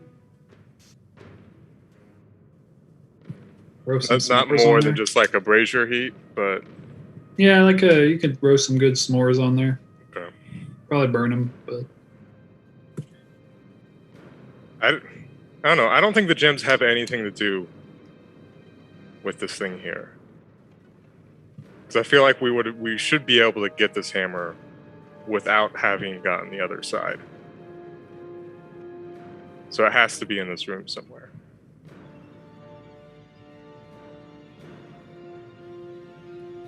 We've been talking about like getting material for this, and well, we have it all here. There's all these hammers here. We just need a way to melt them down, and then get that into the mold, Or find the one that fits. or that. But that And, seems I mean- arbitrary if that's all we have to do. The melt them down is interesting, and then the other piece. I mean, maybe we should just walk for a hot minute, and because I mean that's literally the only other thing we haven't done in this room. I like your idea better, Croft. So I don't know if we can use these braziers to melt some hammers down or not. Plus, at the very least, it'll tell the other hammers what's coming if they decide to start shit. This could be you. Tell the other hammers what you just saw. You're next. very good. Yeah, I mean, I think the melting idea is the best one we've had so far. I think. The best bad idea we have by far. Yeah, I didn't say it was a good idea, but I said it's the best one we've had so far. To see if that works. So, but I mean, I guess I'd want to try that before we walk, just because if we like walk kind of far, we'll be like in theory far away from. Yeah, I agree. So maybe position yourselves for the incoming hammer onslaught. So what's happening? I think we're going over to some of the piles of, non-animated hammers and going to try and chuck. Are there still? Oh, Are that's there right. There's still hammers on piles. the ground from when we? Yeah, that's what I thought we were talking about. Yeah, Okay. there's still two large piles on the ground. I had forgotten we had those large piles on the ground. I was like, we have to attack again. Which I guess we still might. We'll find out. There's also hammers just in all of Everywhere. these. Anyways, I would assume we're going for the picking up hammers from the large piles. Yep. So Anna's willing to do that first. Isn't one like over here somewhere? Sure. So what are we doing? We're picking up hammers and putting them into where? That middle I guess brazier. the braziers. Just toss them into the braziers. Yeah, just see what happens. And even if it did melt, though, how would we transfer the? That's the Like- other problem. Like Yeah. we said, this is a very bad idea. No. We are we're Probably at the very point of the escape. overthinking this. We are at the point of the escape room where it's like, hey, we're using a hint because we're stuck. Anna, yeah, you put hammer into the brazier, and it goes in there. Steven is giving the bird to the other hammers as she does it. It goes in there, and the fire continues to burn. And after some time, you see the hammer start to like get hot, kind of like Okay. when your Talir had heat metal on it earlier the other time. Just really hot in there. It seems like. Okay. And you feel like maybe this might do something if we wait a really long time. Take our walk. Yeah. Just for completist dumb person completist sake. Wait, no, but the fire's going forever, right? Yes. Okay, never mind. Yeah, he said like the ones on the map Yep, are yep. just. I mean, we're in the mines of First Moria, two sets. and Yeah. All right. I guess we're walking and looking. I don't have a better idea. While they're doing that, Michael, I'm going to take my playing card set and I'm going to measure out how many cards that mold is. And starting with the piles, try to find one that's the exact size. So that's what I'm doing while they're walking. How long are you guys walking?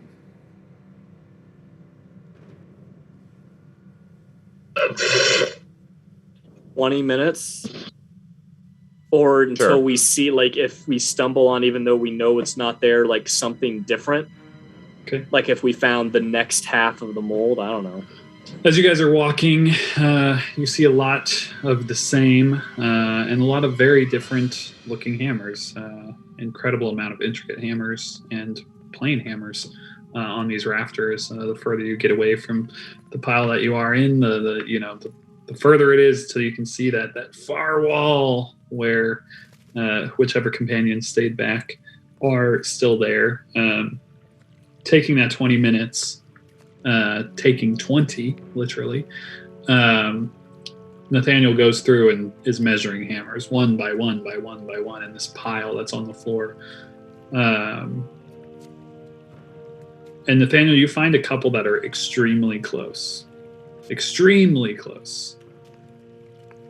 but you look at them and you're like, well, it's not really the right shape, or this one's it's like a fingernail off. It just doesn't. You're certain that the pile that you just looked through, that there is not an exact match with him.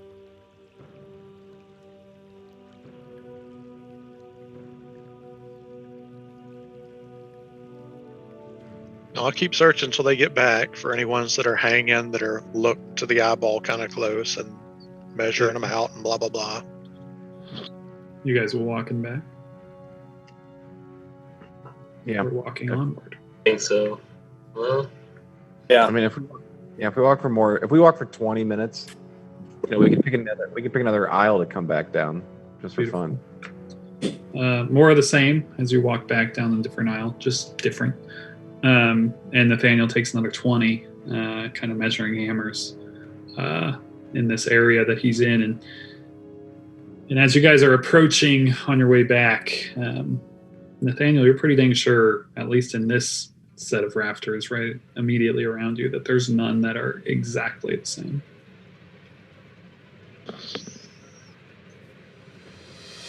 I mean, Nathaniel doesn't know this, and Will doesn't know it, but is there any spell we have that would identify a potential hammer that fits?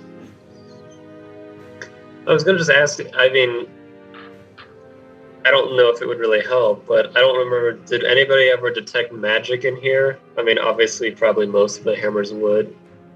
I don't know. Perhaps there's one in particular that might be. No, I mean, I can cast, and I know Steven can too. That's what I don't know. We could cast Detect Magic as a ritual. We could cast Detect Magic as a ritual and go on each of us could go down an aisle and go on a 10-minute walk and see if anyone triggers magic. What's up, Steven? So Michael's the only one who's acknowledging. I saw that. Oh, did anyone hear the crash? No, there was no sound. I just saw your face. Okay. No, I wasn't, So yeah. this hit the wine glasses. By some miracle, did not break. They just are on the edge of the cabinet right now. So that's what that was. I saw you throw, and then I saw you immediately go, like, I just did a bad thing. Sorry to interrupt you, Connor. Keep going. Right, you get a wine rack. Anyways, I think I'm fine with the Detect Magic plan if you guys want to wait 10 minutes for Steven and I to cast it, and then we can take 10 minutes walking up and down the aisles to see if any hammer pings is magical. Yeah, I don't know. Yeah, no, I mean... Yeah, as we are. I don't know what else. I'm fine with that idea, and if Saru brings it up, or Nathaniel and Saru start talking about it, Anna will start casting Detect Magic just to see. Beautiful. After 10 minutes and another 10 minutes of walking around with detect magic up, nothing seems to glow magical.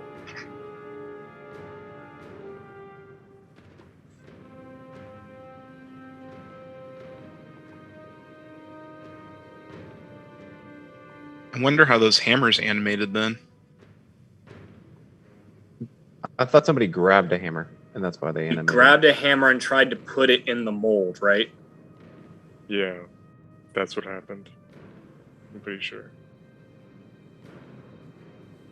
Anna, will you walk around? Will you see if any of the hammers, like on the shelves, are magical? I thought that's what it did. Yeah, Oh, okay, Anna, I'm sorry. Anna I'm walking sorry. around is not getting any pings of Got it. magic. My bad. No, you're good. Well, we figured out how Michael was gonna, put off the month sabbatical.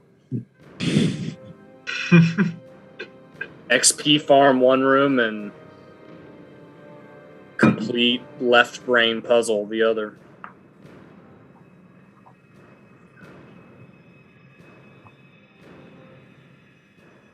You sure you don't want to use that wand of secrets just to check?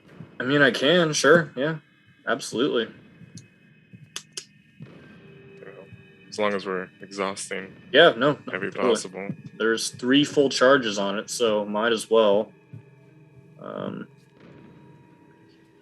Okay, apparently I don't have it written down. Let me see what it says in the compendium.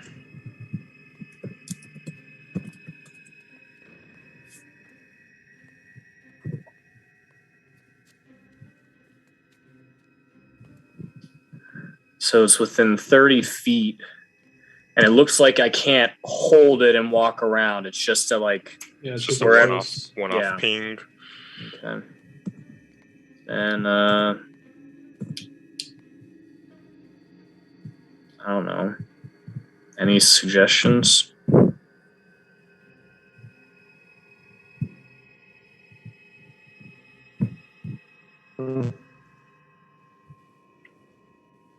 Beyond coming back after a long rest with new spells. Do you have spells that could help? I don't know, maybe. I mean, I don't.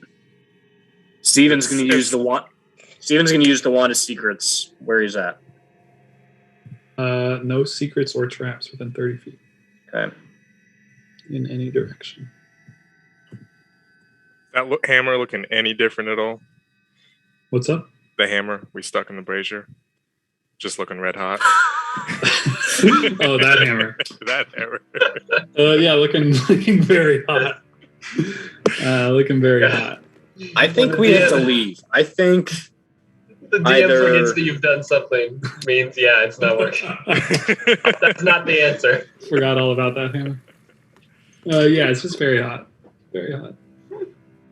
You could try to grab it if you want. Does Steven have mage hand? Can you mage hand? the yeah, hammer? I have mage hand. Hopefully it's not more than 5 pounds, that hammer. Yeah. I mean, yeah, I'm pro going back. Maybe, I don't know. At this point. What What's could we the do? worst that could happen? Option 1, we magically knock open the door. We could go back to the fire giant room and see if there's another Thor hammer there. We could try and go back and, dispel whatever darkness that, Metal Shack was covering. Or maybe fighting spectral warriors, they will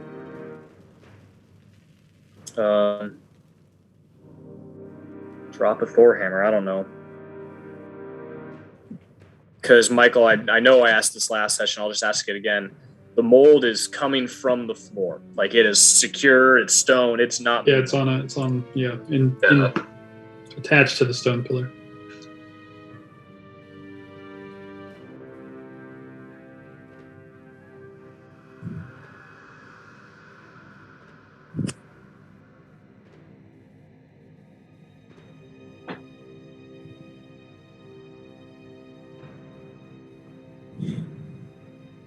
I've got nothing.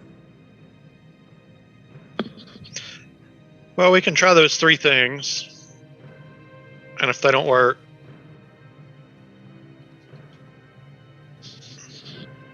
Open the door.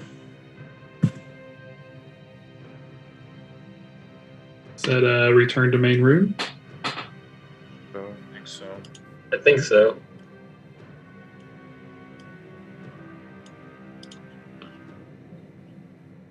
Main room we are in.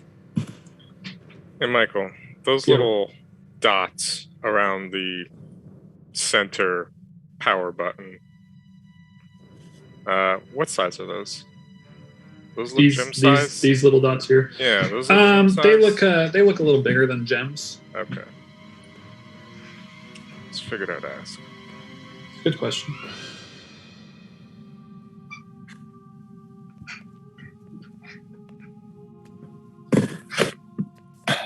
Maybe Isabel could like will it open like she does with the original door. Talking about the door we haven't opened. Yeah, Just like go touch it, do that thing. we can get ready for the inevitable phantom ghosts. Hey, Sarah, probably shouldn't stand there. Oh shit! Sorry. Yeah, when everyone's ready, Isabel will touch the door and see if anything happens. You just placing your hand on the door? Yeah, I mean, doing the same sort of thing she did to open the initial door to get in here. Or like how she has approached touching any of the doors. As you rest your hand upon the door, just placing it there, nothing seems to happen.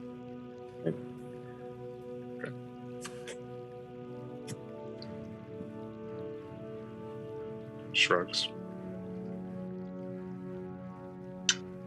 On to dispel the magical darkness, then. We check the fire giant first, just because I'm down to 1/3 and 1/4, and I'm just so leery of going back into the XP farm. Believe Nathaniel did.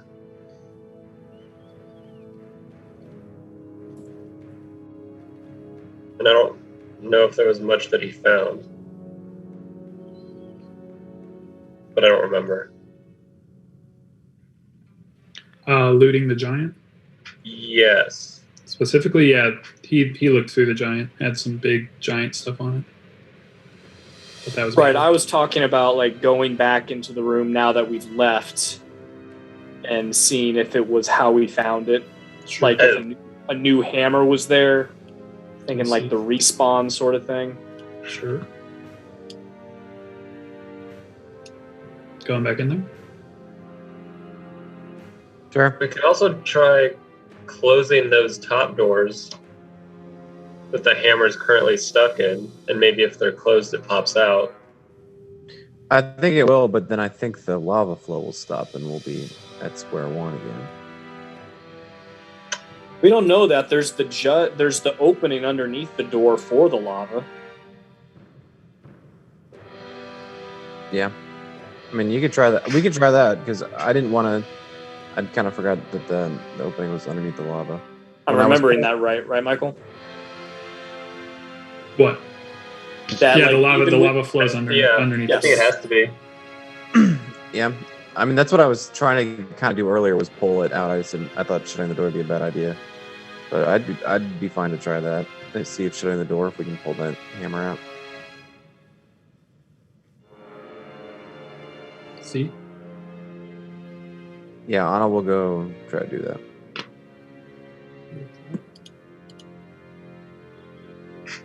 Anna, as you shut the door, you feel the hammer come clean off of the doorway.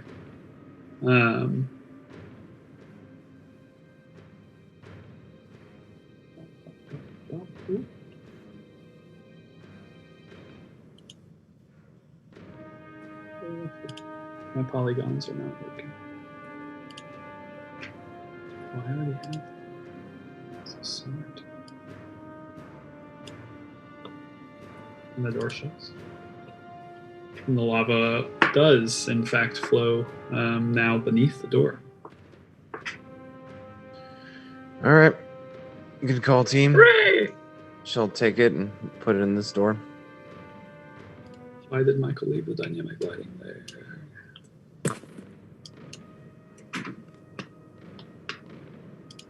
It fits.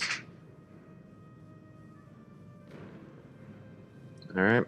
Anna, as you place it into the door and push the doors open, this being the very first door where you're expecting that hammer to fuse in much like the other, and as you push the door open, you almost fumble as the hammer kind of falls to the ground.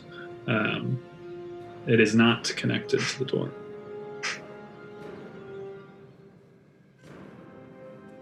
Great. So we could have pushed the door open the whole time.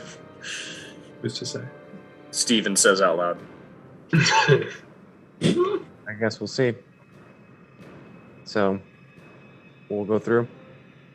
Do you take the hammer, Anna? No. We should take I it think with us. Saru would grab the hammer. She'd be like, "Oh, we might need this. Who knows?" Sir, as you pick up the hammer, first time you're picking it up, it's much lighter than you expect. Oh, good. Going down the long hallway, it's much like all the others. This one, too, has another hallway. And as you enter this room, the last of these 4 flanking halls, to most of your eyes, this room is quaint in comparison to the 3 previous that you've entered. It is a simple stone room, one that many of you might look upon and summarize as something simply as a smith's shop or a forge, and leave it at that. Those of you with any intricate knowledge of smithing practices, or just know any more about smiths than the average bear, see something that any accomplished smith would be in awe of. This forge is beautiful in its functionality and its clean lines. Looking around, you note that one could accomplish basically any types of smithing that you could hope. There's forging weapons, armor making, and any other task that one may seek in such a place. Most interesting about the room is in its center. There is a curious greenish-hued crucible sitting beside a strange-looking forge, just kind of right in the center of the room. And it looks very kind of different than most of the other things in the room. Almost like modern-esque. That is what you see.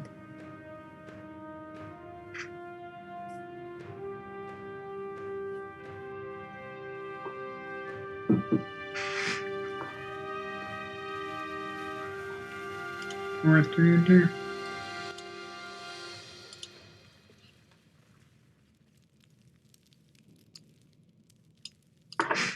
Hey, Isabel.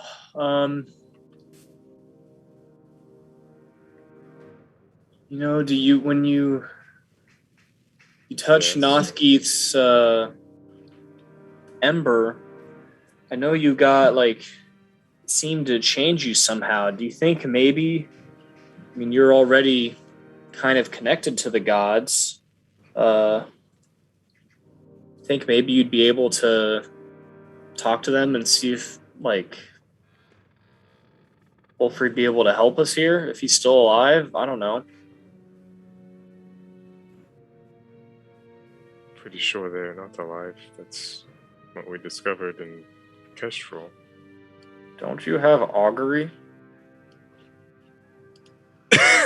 Yes.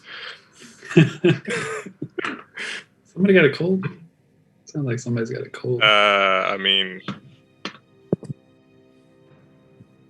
Could be there's something that could be done to maybe help. So, It's Michael, you said there was while you're brainstorming and spitballing and reading Augur, you said there was like a forge with like a green crucible. Mm-hmm. Yeah, greenish hued crucible. Will you tell a dumb? I mean, I'm gonna Google it. Will you tell a dumb person what a crucible is? So it's like a thing that you can melt metal in. It usually very high temperature, like molten metal. It's like in cool video games, like it's a big stone thing that has like molten lava in it, and then you pour the lava out onto like James Bond or something. usually sits in like a sand pit. Okay. Yeah. There's a cool crucible. Could we put a gem in the crucible and see if it'll like pop out a hammer? It's quite possible. You could put the gem in the crucible. Anyways, Marshall, what sort of question were you hoping I would ask with my? I don't know. I was thinking of options. Yeah, I mean, augury is very limited because it's a lower level divination. I know that. I'm trying. We're clearly. I know. I've already thought of trying Okay. to use augury. I just in was. certain I was situations. just. It's like a. What do you like if you do something in the next 30 minutes? I know what augury Yeah, okay, is. okay. I was just reminding you and trying to role play like versus just Gotcha. meta trying to solve the puzzle. Right. Gotcha. I'm just saying, like, yeah, I've already thought about it. Okay, then you. I mean, I can. I just. No, don't know if what you've I'm already gonna thought ask. about it, it's fine. I just didn't know if Yeah. you had remembered that or not. If I had prepared a higher level divination spell, I might already have tried to use that, but I have not. Anyways, my vote is to put one of the gems. Yeah, I mean that, and if you point that out, and then if with Xerxes' Is the abilities. is the crucible movable? Yeah, so as you guys get up, start kind of looking at this thing. So this crucible is something that would hold very hot metal. It is movable. Roll a. What You if we don't. just- Do you have any smithing I mean- knowledge, Anna? Like No. So like, I imagine like Anna's like looking over this thing and is like kind of drag Xerxes over and is asking like dumb person questions of like, what do you do with this thing? And like, can we move it? And just like, could we just take this to the mold and get it hot and pour hot molten lava into the hammer mold and make it fit? Yeah, so as Anna's kind of pointing this out and looking around, showing Xerxes, why doesn't Xerxes or Anna or anyone that's kind of looking around make an investigation check? Xerxes, if you have any smithing or just tinker, you could also roll that. Kind of getting a better look at this this thing that you guys are thinking about doing stuff with.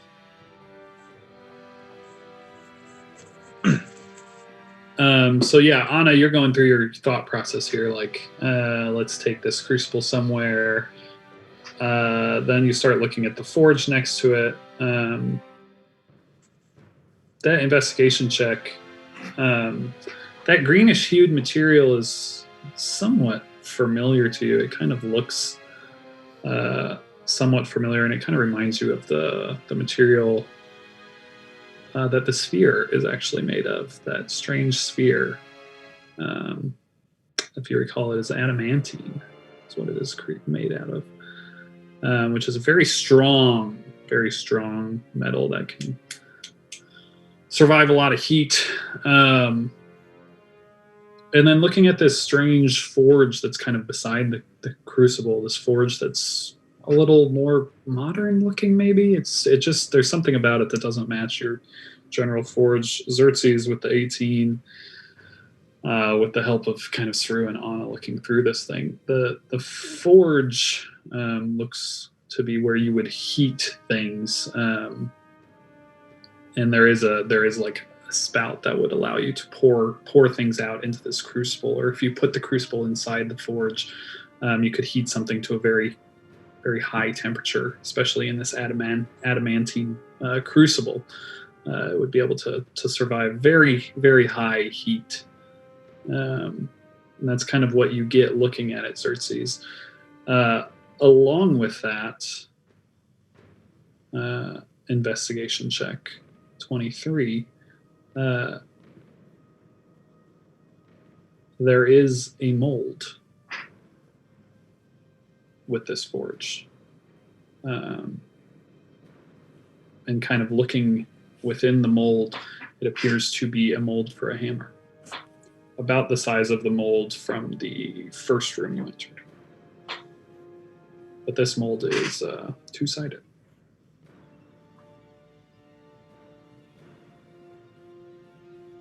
The mold is two-sided? Yeah, it's fully intact. So we can forge the hammer and put it in the mold in the first room. Yeah, that's what I assume. And I think you're right, Connor. I think you gotta put the bead in there. You gotta heat it up, see if it melts down into a that's my horrible liquid. I mean, we're fuddling with that, so I think it's a good idea, Saru, if you want to drop your bead in there. Yep. Blink. Blinkety blink. Blink. Saru places the bead inside the crucible, and after you manage to get the crucible inside the forge, you do notice the forge starting to get extremely hot. Extremely hot. So hot, you might say. And Xerxes, you would know that you would need to introduce some kind of metal to this to fill the crucible with something that would be able to fill the mold. Like a gun. Like your gun. That's exactly what I'm asking for. It's for you to melt your gun. You would need something to melt the metal to fill the mold. You have the extreme temperature now, provided to you by the elemental gem, for lack of a better term. And now you need metal. He'll ask Nathaniel and Arthur to go retrieve some hammers from the other room. Well, does it need to be those, or can it just be the adamantium that's next to us? No, the adamantium is what it's made of. That's what the crucible is made of, which is why it can survive. Survive the heat. And the gem is providing the extra heat. So if we'd gone in this room before, I gotcha. we wouldn't have been able to get it hot enough. It was almost like a choose your own adventure, and depending on which doors you went to, you learned pieces of the puzzle along the way. Yeah. And you just so happened to go into maybe the last room first. Who's to say? Yeah, we'll go get it. We're already moving. Beaut. After a few moments, they return with some hammers. Unless you guys placed one of them in the mold while you were in there, just to farm some swarms. I'll just roll over the XP right for you. Great. You guys killed a couple swarms. Yeah, how we do Nathaniel is dead, but Arthur did kill. Oh, yeah. That's swarms. the outcome I'd hoped for. More XP for Nick there. Placing the metal into the crucible, it does melt after it gets hot. And with the knowledge of Xerxes, Tinker check earlier, you were able to pour that into the mold, waiting for it to cool for so many hours. Just kidding. It cools rather fast. And you have a beautiful hammer. We got to hammer. You do. Okay. Can we take that back to room number 1, which might have been room number 4? Who is to say? As you do take it back, you notice another line of lava. There we go. Another line of lava if you will. If you won't, I don't know what to say.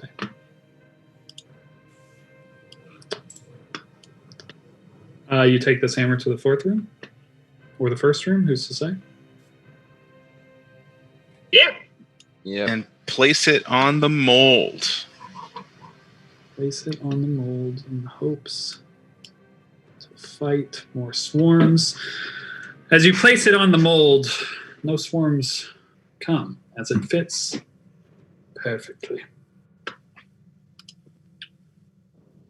And nothing seems to happen.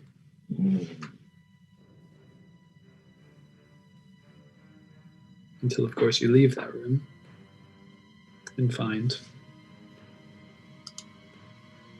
that you have yet again filled the trench with lava.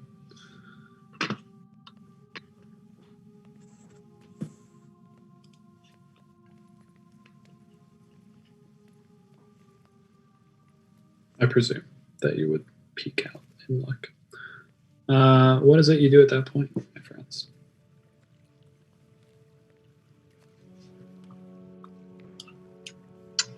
Wait and see if anything else happens in here, and if not, go back to this lower statue and call people over to try to figure out how to get this last little trench lit up. Saru, as you kind of start looking over that central area and then walking towards said lower statue, you do see as lava slowly starts to pour in that statue's direction. Just slowly rolling towards the statue. And as it gets to the very end, you see all those small cracks that were in the statue begin to glow with orange and yellow and red light. And then you see the statue slowly start to move.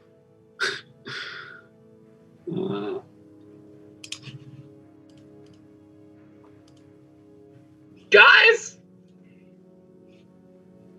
Help! If a name like Forge Defender, he's totally on our side. Totally. Unless he thinks we're attacking the forge. I did think about asking earlier, like, does it have any joints? I was thinking cracks would be like, it's easier to destroy to take the hammer. Not that it was going to come alive and eat me. Doesn't look hungry, I'll tell you that much. You're in luck. It looks like that.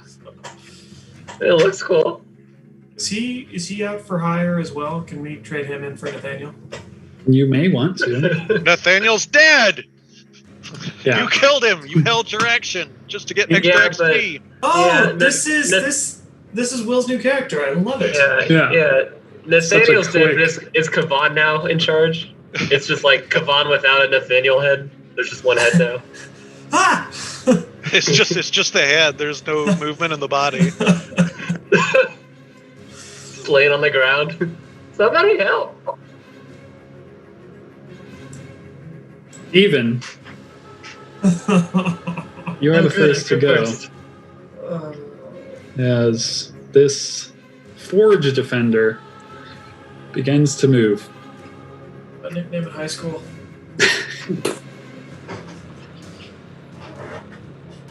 Can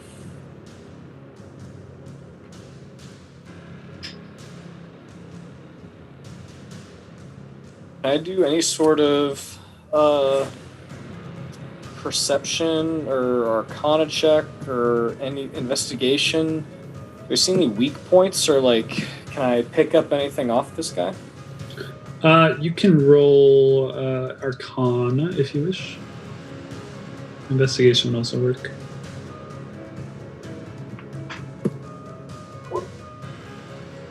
So looking at it, Back. The best guess you have as you're starting to like put these pieces together, looking at it, you think it's some kind of construct, this kind of magically powered, inanimate, now animate being, much like the stone golems or amber golems type things that you'd seen before. But this obviously looks kind of like a specialized version of that. Maybe one that was built specifically to be the defender of Ulfrid's tomb, who's to say. So there might be some differences between this and them. But the things that you know about golems and these kind of large magical constructs in general are they generally have some type of magic resistance, which would mean advantage on saving throws against magical effects. And then as far as damage immunity, generally constructs are immune to fire, poison, psychic, bludgeoning, piercing, slashing from non-magical stuff.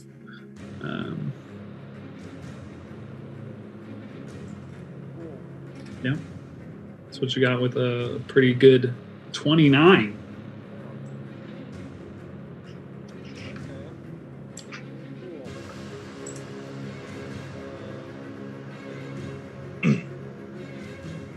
You're very quiet, Marshall.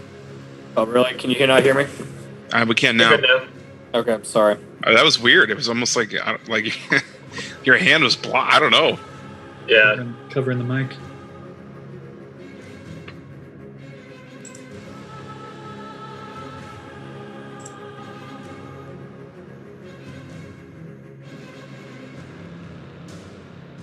Going to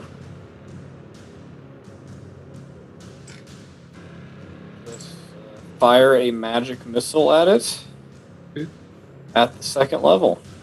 I'll do it.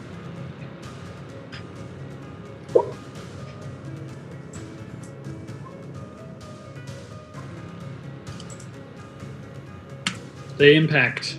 Tum, tum, tum. Oh. Tum, tum, tum, tum. Second. And that's my turn. Through. Well.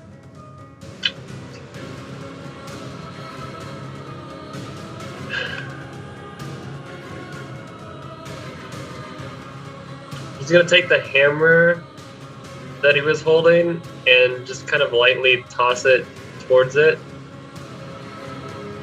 And then he's gonna back up to there. And while doing so, just talking to it, trying to convince it that we're not here to raid anything, and we're just trying to solve the puzzle and get through the door and talk to the god and save the world. And then it's going to, or he's going to.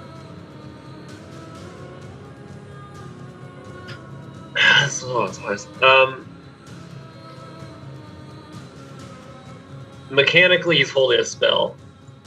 Beautiful. To see what the statue does. The statue starts walking.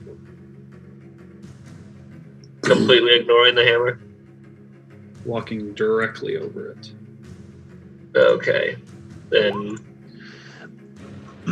trying to convince it, maybe hoping to confuse it, or make it, I don't know, act against its programming. Beautiful. Because the Lord knows it doesn't think. What's my save? Wisdom. Got a pretty solid wisdom plus 0. That's 13. Creature is slowed.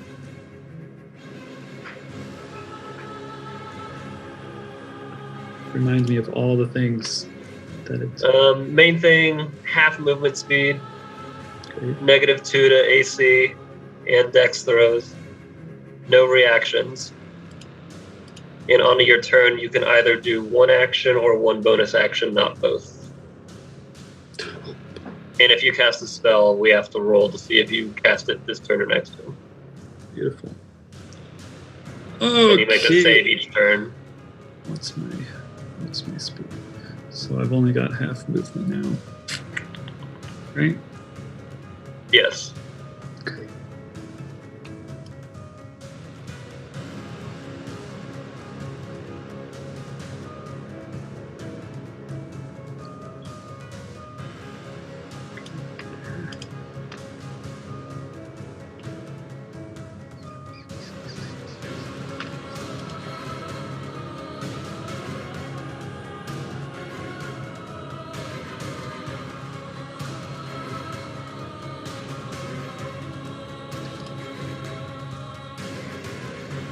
It will dash to there. That's all it can do.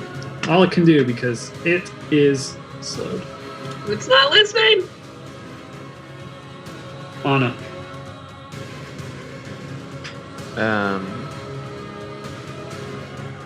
Anna will activate her blade song, her bonus action.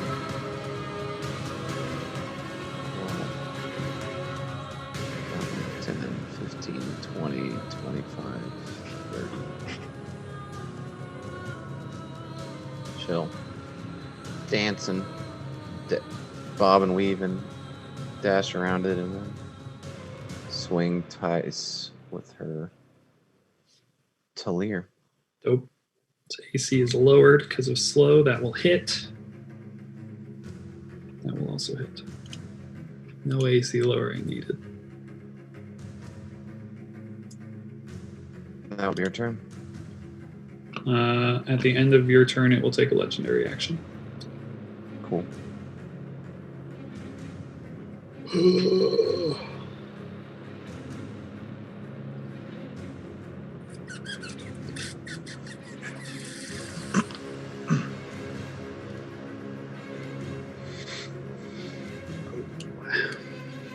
Let's do that. It takes a big ol' stomp, stomps the ground,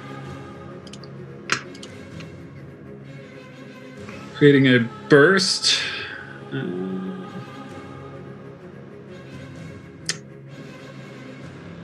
Of fire. I need Saru, Xerxes, Isabel, and Anna to make Constitution saving throws. Damn.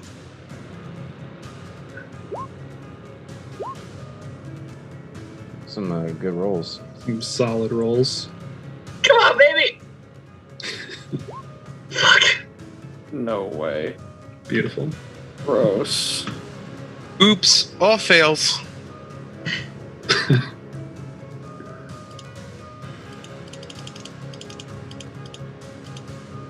Alright. That was a lot of clicking on the die. Fire damage in the form of 38. Fire damage as a massive eruption of flame comes out of this thing.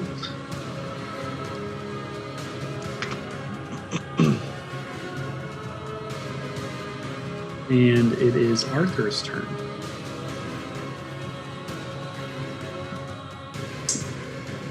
Exactly the type of situation I'm prepared for. Not slowed anymore. It's no longer slow.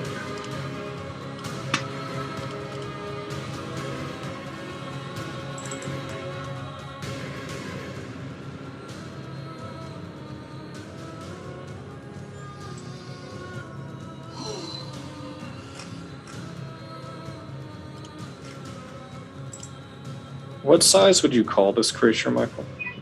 It is large. Large creature.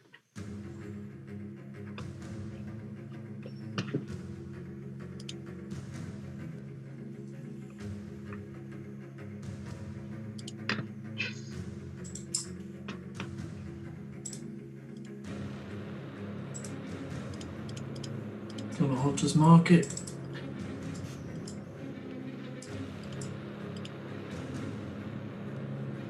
On there. It is mocked.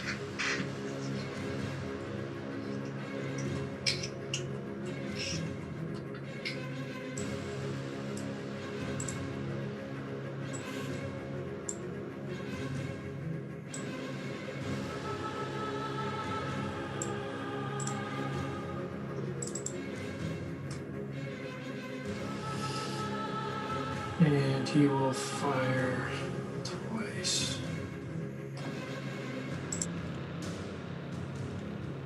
I will hit.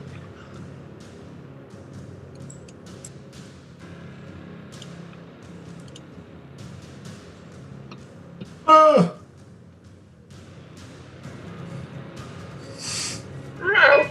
12 is a crit now. That's gross. Up to. Hey! Does not confirm. My sphincter got attack. But damn. Yeah, I'm done.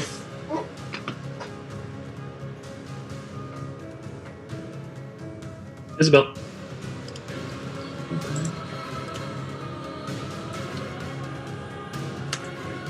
It is not bloodied. That was a mistype. How dare I was like, what the fuck? I was like, oh, we got this. It was a miss hit. Everything's fine.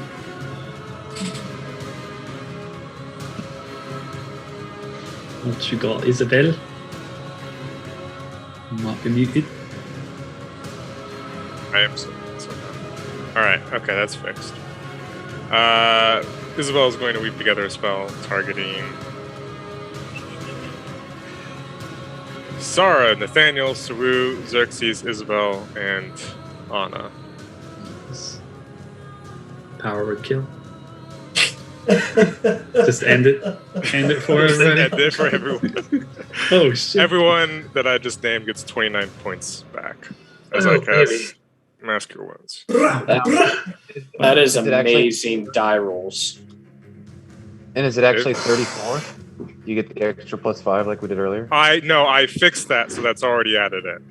For some reason, that stuff got taken off. Cool. I don't know why. Who's to say? So I had to re-update all my spells. Eric's for the win. Hell yeah. Dope. Anything else, Izzy? Wait, Maybe. Yeah. Move farther away. Yeah. I think Move closer. Jump on in there.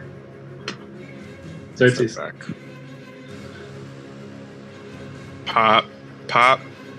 Took off the armor. This guy's not. Idiot. Those first will hit. Second clangs off the armor.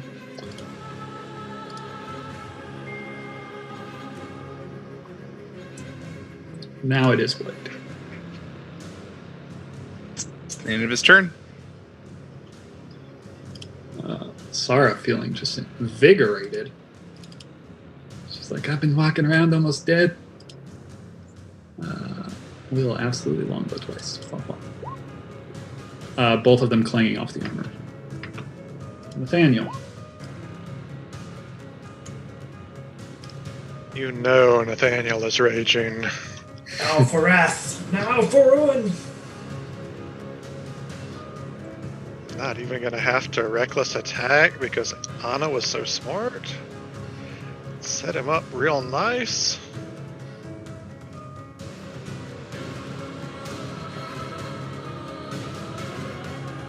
Yes. As you heft with that great weapon fighting style of yours, clangs off the armor.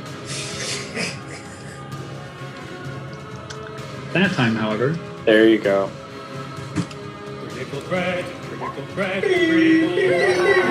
does not confirm. Does not confirm, but is a good amount of damage. And he is fired up enough to burn that action surge from the short rest. Oh, here we go. What's he got? That'll hit. Jesus, so much The second will miss. My God. Wait a minute. I thought you got. Is it only when you confirm crits you get that third attack? It's a bonus action, and since he used his bonus action that first turn to rage, he doesn't get it, unfortunately. Bummer. All good, Nathaniel? That'll do it. Steven. I would like a dexterity saving throw, please.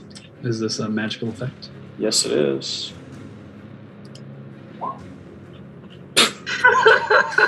Garbage. That's amazing. With advantage, rolls a 4. Yep. All right, we're doing lightning bolt. So I should have. I'll do level 3. I was gonna do level 4, but that looks shady considering you rolled first. So we'll do level 3. No worries. Lightning bolt. Trying to kill Anna. I assumed it was big enough that we weren't worrying about that. Oh, That's you're why I angling asked. it. I see. I got you. That's why I asked. Fair. I can do the step of. There you go. No, I got it. Get in the I way. just had to pick up the. All right. Yeah, that's some lightning damage. Doesn't like that. Doesn't like that much at all.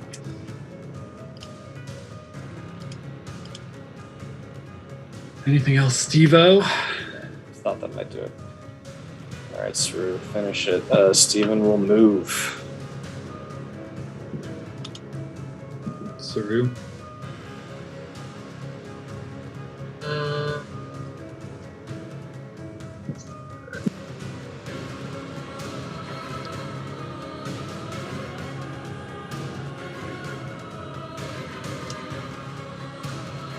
I think he's going to.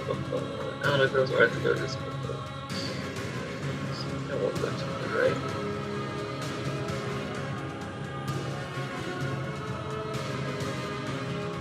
He's going to.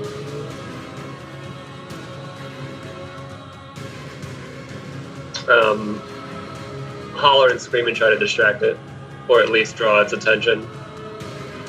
Even though he's got a big giant guy with a sword in front of him. And how about a wisdom save? Right. 17. Fine. 17. Beautiful. Anything Come else? at me, bro. No. It is its go. It will. Try to get this back.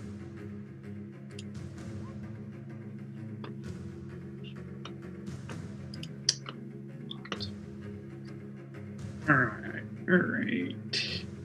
It will first attempt to shield bash Nathaniel, who's right in front of it. 19 to hit. 19 hits. 20 Can, points of bludge. With my trying to draw at its attention and distract it. Whatchamacallit? Cutting I want to say word. counter charm. It's not counter. Yeah, thank you. It's like it's the other C one. Spend it. Spend it. Boop. Get out of here. Get out of here. I don't think that'll hit. It will follow it up with a second bash of the shield. 30, Well, I can't help you. 31 to hit. But it does less damage. Jesus. 13 points of bludge. And then I need you to make a strength, I believe. Let me check. Strength saving throw. Which you are raging, so I don't know if you have advantage. You have, no, that's only athletics, I think. Both will fail. You are knocked prone.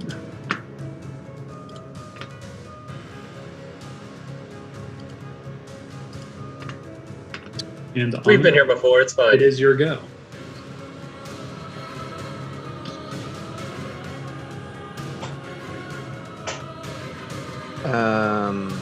I assume I don't get advantage because he's prone.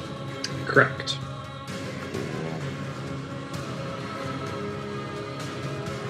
Damn. Both Talir strikes will miss. Anything else on it? Nope. It will use a legendary action to come down with the hammer on the prone Nathaniel. I'm getting an advantage on it. 21 to hit. 21 hits.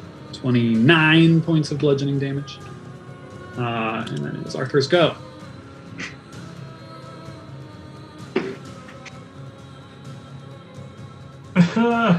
Tanks be tanking. Tanks be tanking. 13 is not going to hit. You got a lot of HP, Will. I was just looking at everything. that. I was like, did he subtract the raging. 13 because I didn't move? Raging is Oh, half damage. Raging is half damage. He's raging.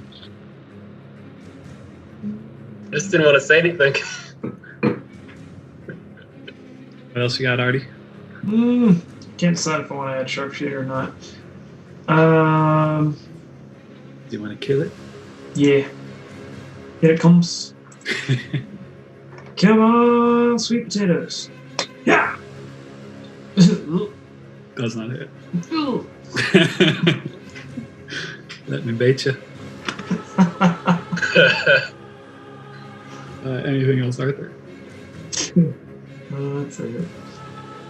It will use a legendary action. As Fire Stomp is the one that costs more than one. To forge Hammer Strike, advantage against the prone guy in front of him. 24 to hit. Going for that crit, boys.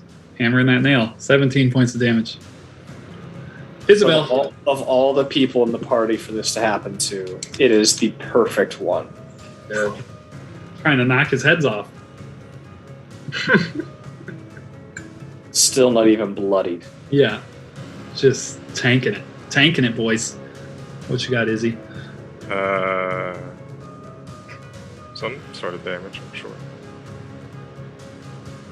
Oh.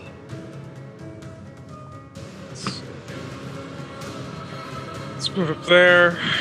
Kick it in the nuts.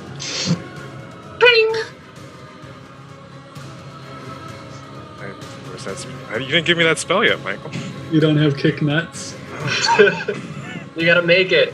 It's a level 9. It's a custom attack. It's a level 9.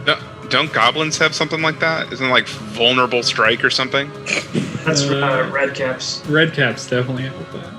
Kick nuts. Basically. Isabel's gonna use Ruinous Touch, even though it's a ranged spell, because she has flanking. Would it cancel out? I don't know that you can flank with that, but if you were running in, like as you cast it before you got within 5 feet, Sure. then you have the normal attack rather than disadvantage. 22 for 6. Yeah, that'll hit. And cast Dark Weapon on the opposite side next to Anna Shit. for 21 to hit for 11. That will hit. Once I find your dark weapon, it will be out there. That's a cat. I was like, what? Good enough. There's a cat. I knew it was evil. Dark kitten. All right. Anything else, Isabel? No, that's it. Xerxes. Oh wait, it's a final legendary action. Sorry, that wasn't even supposed to be a funny thing that I did there. I just forgot. It will spend its last legendary action to forge hammer this thing. Hammer that nail. Oh no. Ooh. Critical threat. It is unofficially not named. So, 16 plus 13 divided by 2. I think I finally have bloodied you. That could have been so much worse on damage too. Yeah, pretty shitty ammo. But I think I finally have to have bloody. Hopefully. Oh my gosh, it's so close. Close. Clang, clang. They both miss. Just clanging off the armor, Xerxes. Boo. Anything else, Xerxes? Nope. Sara. 2 longbow strikes. Oh, I wanted that so bad. I was gonna say, if Sara was the one who put this thing down, that'd be incredible. It was right between the eyes. Let me tell you how close it was. Very. Nathaniel. It has no more legendary actions, as it has spent all 3. Nathaniel will stand up. We all stand up.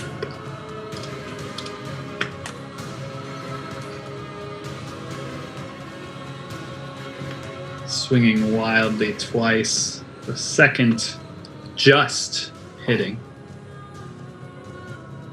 And Nathaniel, Nice. how do you want to do this? Nathaniel, in a swift motion, will stow his greatsword and whisper under his breath a soft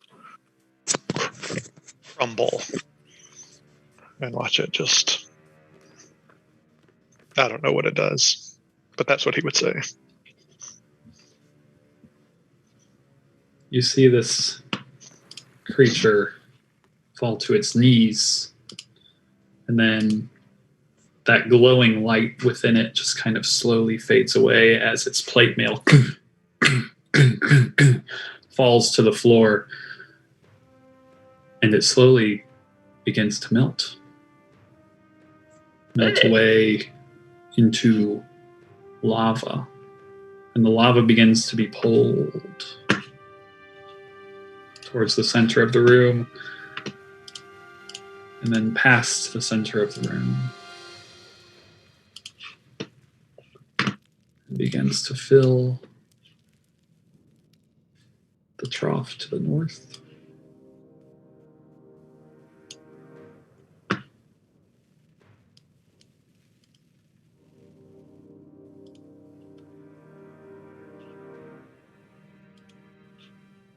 And you see the anvil gets those same kind of illuminated lines of lava just through it. And then the lava passes through into those 2 large doors, which slowly begin to open.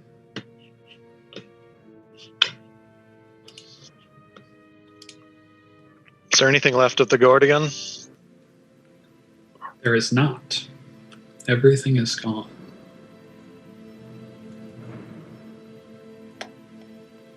As you look beyond the anvil, beyond the doors that are now open, you see darkness. So there is a path through that darkness. A path that is kind of like illuminated almost from above. You realize the darkness is basically descends into nothingness. This is almost like a bridge. And then the bridge turns to stairs, and then the stairs just climb upwards. And you can see at the top of those stairs what looks to be a large stone coffin. Sitting upon that coffin is a very large hammer. Some may consider it a great hammer when they look at it. Thanks. There is a stairway leading to a large coffin. Upon it, a great hammer, kind of sitting upside down, like the shaft is in the air, and the hammerhead is on the ground. Oh, now we're into stealing weapons from graves. And that's what you see before you. assume we all start walking up, right?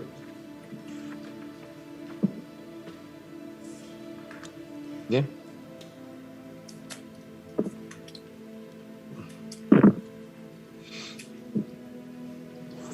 It's, I'd ask Xerxes if he wants to do the honor of touching the hammer. I'm not sure if the hammer is going to be the ember, if it's like go and take the hammer and swing it on the anvil in there. Yeah, he'll go up there and he'll see what he can see. Xerxes, as you start walking up those stairs, when you reach the top, you see this, for lack of a better term, it is a tomb. This is a coffin somewhat similar to the one that you saw in the chamber of Nothgeath. A stone coffin, fairly plain, though it is angular. Kind of has some dwarven marking on it of some kind, not script or anything, but you can kind of tell it's like that's the inspiration. More interesting is probably that large hammer. It is big. It's a big boy, sitting atop it, made of what looks to be a lot of different kind of metals. There's golden inlays, and upon it is imagery similar to the imagery that was in the center of this room, kind of this sun motif upon it. That's all you see as you kind of look out across the darkness of the room, like you're in this kind of illuminated area, and there seems to be nothing else out there. Was the ember in the last tomb, was it inside the crypt? Like, did we have to open it? Or was it floating on top? Yeah, you recall that it was inside the crypt, and once you placed that symbol of Nothgeath that you had, that the top kind of vanished, and then you were able to see the ember inside. But you recall the ember was inside the crypt. Is there space for all of us up there? Yeah, you could all follow up. Yeah, I assume we're all up there then. Yep. He'll attempt to remove the hammer so he can try and open the tomb. Yeah, so as you reach out and grab this hammer, it's got heft. It is a very large hammer, and you can feel it almost like hum as you kind of pick it up, like this like almost vibrating energy that just immediately you feel as if, like, when you touch something and you feel that little zap, kind of shivers through you, and then kind of subsides. But yeah, you can move the hammer off of the tomb. He'll remove it and then kind of like hold his back for a second. And then he'll attempt to open the tomb. Roll a strength check. He's very strong. Wait. That's the save. That's the save. I don't know if it makes a difference. It's probably not. Either one you want to go with. You kind of heave into this thing and it just does not budge. The lid does not budge at all.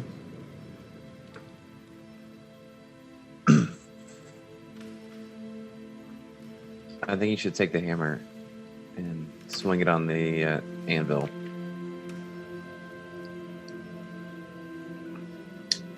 I dig it.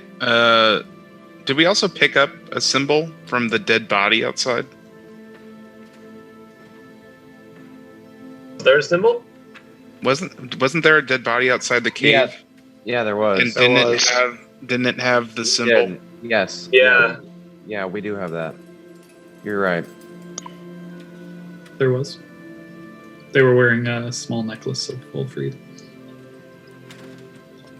Anna will do an investigation check when as Xerxes brings that up and looking for a place to put that, sort of. Do remember, I think that one was like much smaller than the Nothkeith one. That like it was much more of just how I wear a cross versus finding this it was more specific. decorative than that. And you don't see any signs of an indented mark on this tomb. Cool. I'd say go swing the hammer on the anvil. That or just break the tomb open, one of the two. Man, I rolled pretty high on that strength. Give the anvil a shot, and then go break a tomb if it doesn't work. Yeah, he'll Either go grab his hammer and try and swing it on the anvil that's out front. Love it. So as you walk down there and ready your swing, you feel like kind of that thrumming of like energy kind of through this hammer as you wave back, and boom, as you impact that anvil, there's just this of energy that kind of comes out. And those of you that are up near the tomb as this happens, you almost feel this like wave of energy pulse through you, almost as if you're like being pushed. And then you all hear as the tomb starts to split and break. And then slowly it begins to crumble. And as Xerxes kind of starts walking back up, and that is just crumbling into the tomb, you can see this kind of dim glow coming from within. And those of you peering over the stone tomb see a very familiar small effigy of an ember. And it says,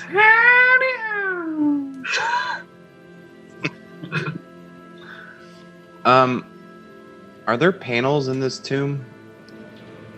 You don't see any. Everywhere looking out, it's just complete blackness. An empty space. You're kind of just on this platform, and there's this singular tomb in the center. Anna will sort of look around and be like, I was hoping there'd be more clues. But I think we've got another one. Xerxes, I think it's all yours. He'll reach down and pick it up.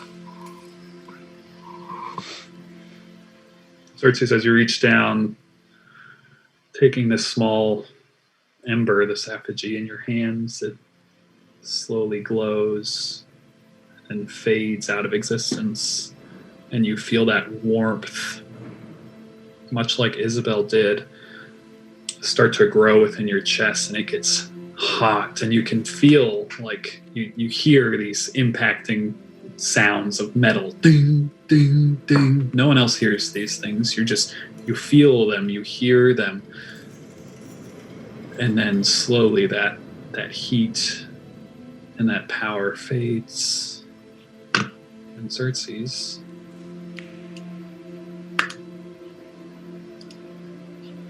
if that popped up, because sometimes I wish it would tell me, if it did. That'd be cool. I just wish it would be like, yeah, I did it, guys. I sent that. The divine ember of the smith. For our listeners at home. Okay, look at the divine weapon of radiance, and just look at how perfect that is for Xerxes. Oh, fuck off. As the fires of dawn fade, these embers may be all that remain of the last divine pantheon now entombed in the ash of the celestial realm. The divine ember of the smith is a remnant of the dawn hammer, Ulfrid's divine spark. A mortal attuned to this ember in its current state gains access to the following. Knowledge of the artisan, you gain a tool proficiency in both tinkers and smith tools. Forge's endurance, you gain a ongoing +1 bonus to constitution saving throws. Strength of the hammer, you gain resistance to bludgeoning and fire damage. Defiance of the anvil, While you are wearing armor, you gain a +1 bonus to AC and Weapon of Radiance. As an action, you create a Divine Weapon of Radiance. This weapon can take whatever form you choose. This weapon has a +2 bonus to attack and damage rolls and deals radiant damage equal to 2 plus or 2d8 plus your dexterity or strength modifier, depending on the form the weapon takes. This radiant summoning lasts up to 10 minutes or until this is spelled. Once you use this trait, you can't use it again until you finish a long rest. Oh, that's not his weapon. That's a different. No, but he can make Still cool though. he can make a radiant gun that shoots Yeah, well, that's what. bullets, and he flies on his like celestial radiant wings. How cool is that? Yeah, and he's now immune. He's basically immune to fire damage because Dual let's be real. wielding. Con save throws, those are helpful. Michael, does it stack? Does what stack? Double fire resistance? Fire resistance sadly does not stack. Dang it. Nor does proficiency in Tinker's tools. Does not stack. But, you know? There's some What's good is good. There's some other good things there. Yeah, improved AC, improved Constitution, There's some other things there that are also radiant, magical radiant gun. You gotta love a magical radiant gun. I don't like that. So we have an Oracle and we have a Smith. Are you sure you don't want to give that to Sara, though?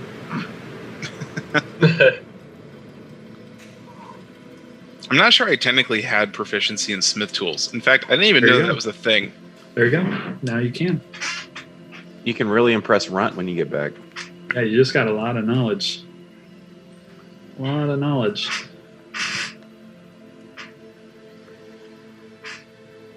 Very cool.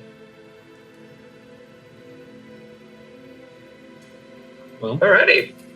I assume we would be leaving, and I assume this is. Yeah, I As mean, you're- if there's no... Sorry, go ahead, Michael. as you're leaving, because there is nothing else to be seen, as far as you can tell, and you feel like there's a break coming on, and man, our characters, I can't wait to return to you guys and play again after Michael moves. But you think, man, maybe I should identify this cool hammer. Just so we don't have to wait until next time to do it. Will did specifically ask for a great hammer. That's why I was laughing. Yeah, I asked for a +3 great hammer, so maybe I should ask for +8. Well, I can. Go ahead, Xerxes. I was just gonna say I can use my trait to identify it. Your once a day identify? My once a day identify.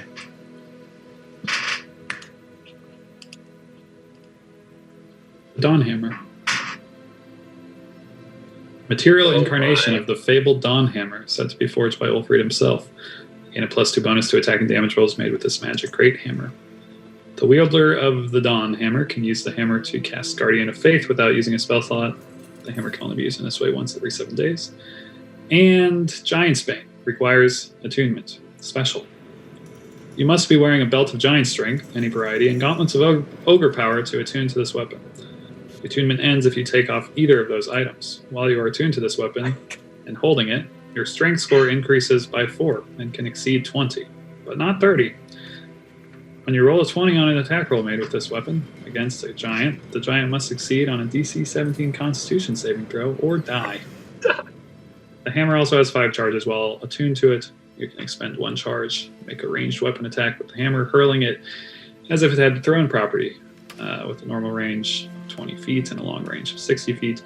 The attack hits, the hammer unleashes a thunderclap audible out to 300 feet. Target and every creature within 30 feet of it must make a dexterity or a Constitution saving throw or be stunned until the end of your next turn. The hammer regains 1d4.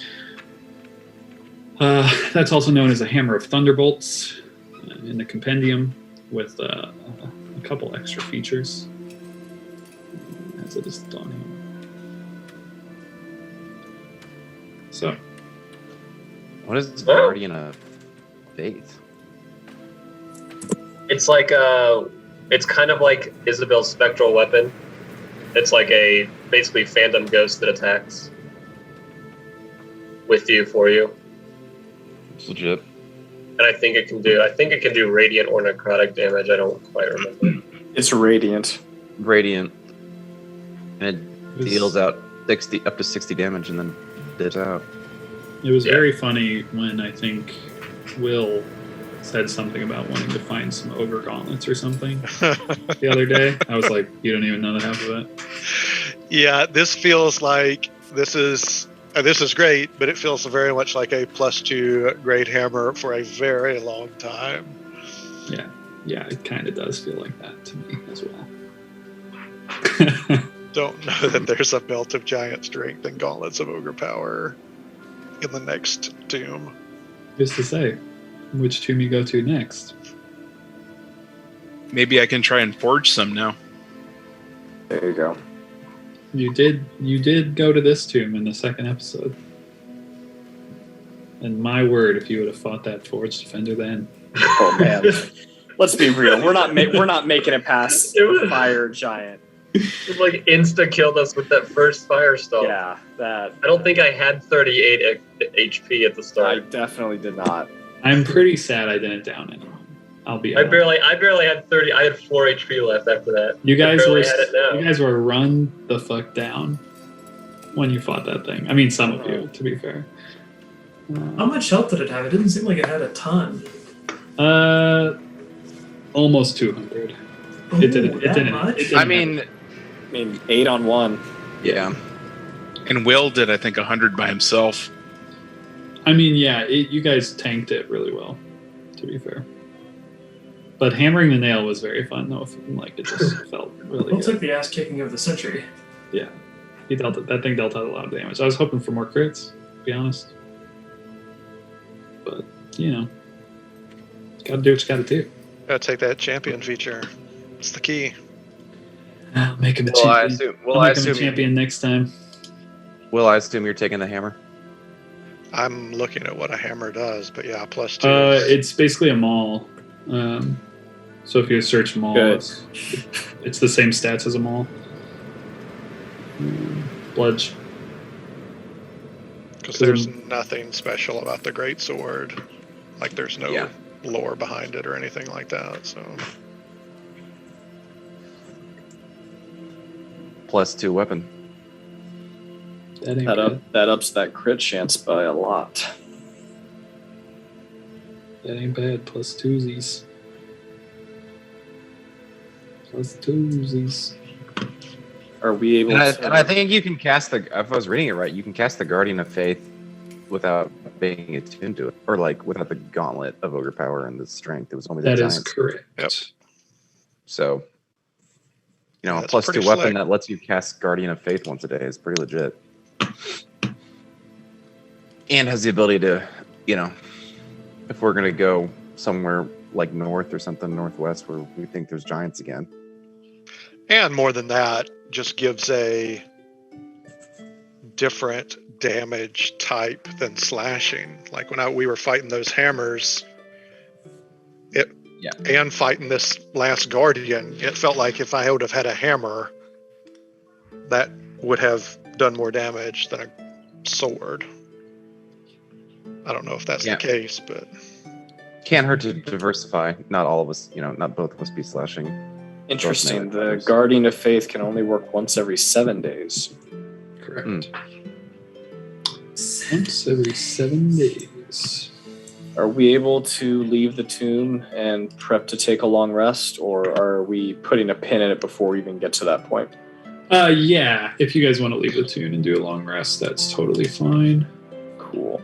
It is literally like as you're going to be leaving, it would be dusk-ish. Perfect. So do you want to rest in there, like in that waterfall area, or do you want to go somewhere else, or what? I think the waterfall area is fine, just so. Yeah, I agree.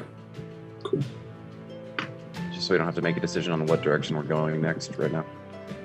Let me pop that map and then. Oh my god, I forgot. Press down. I didn't put this damn statue on the map. You got plenty of time. You got plenty of time for. Yeah, I was gonna say a lot of meat on that bone for episode 100.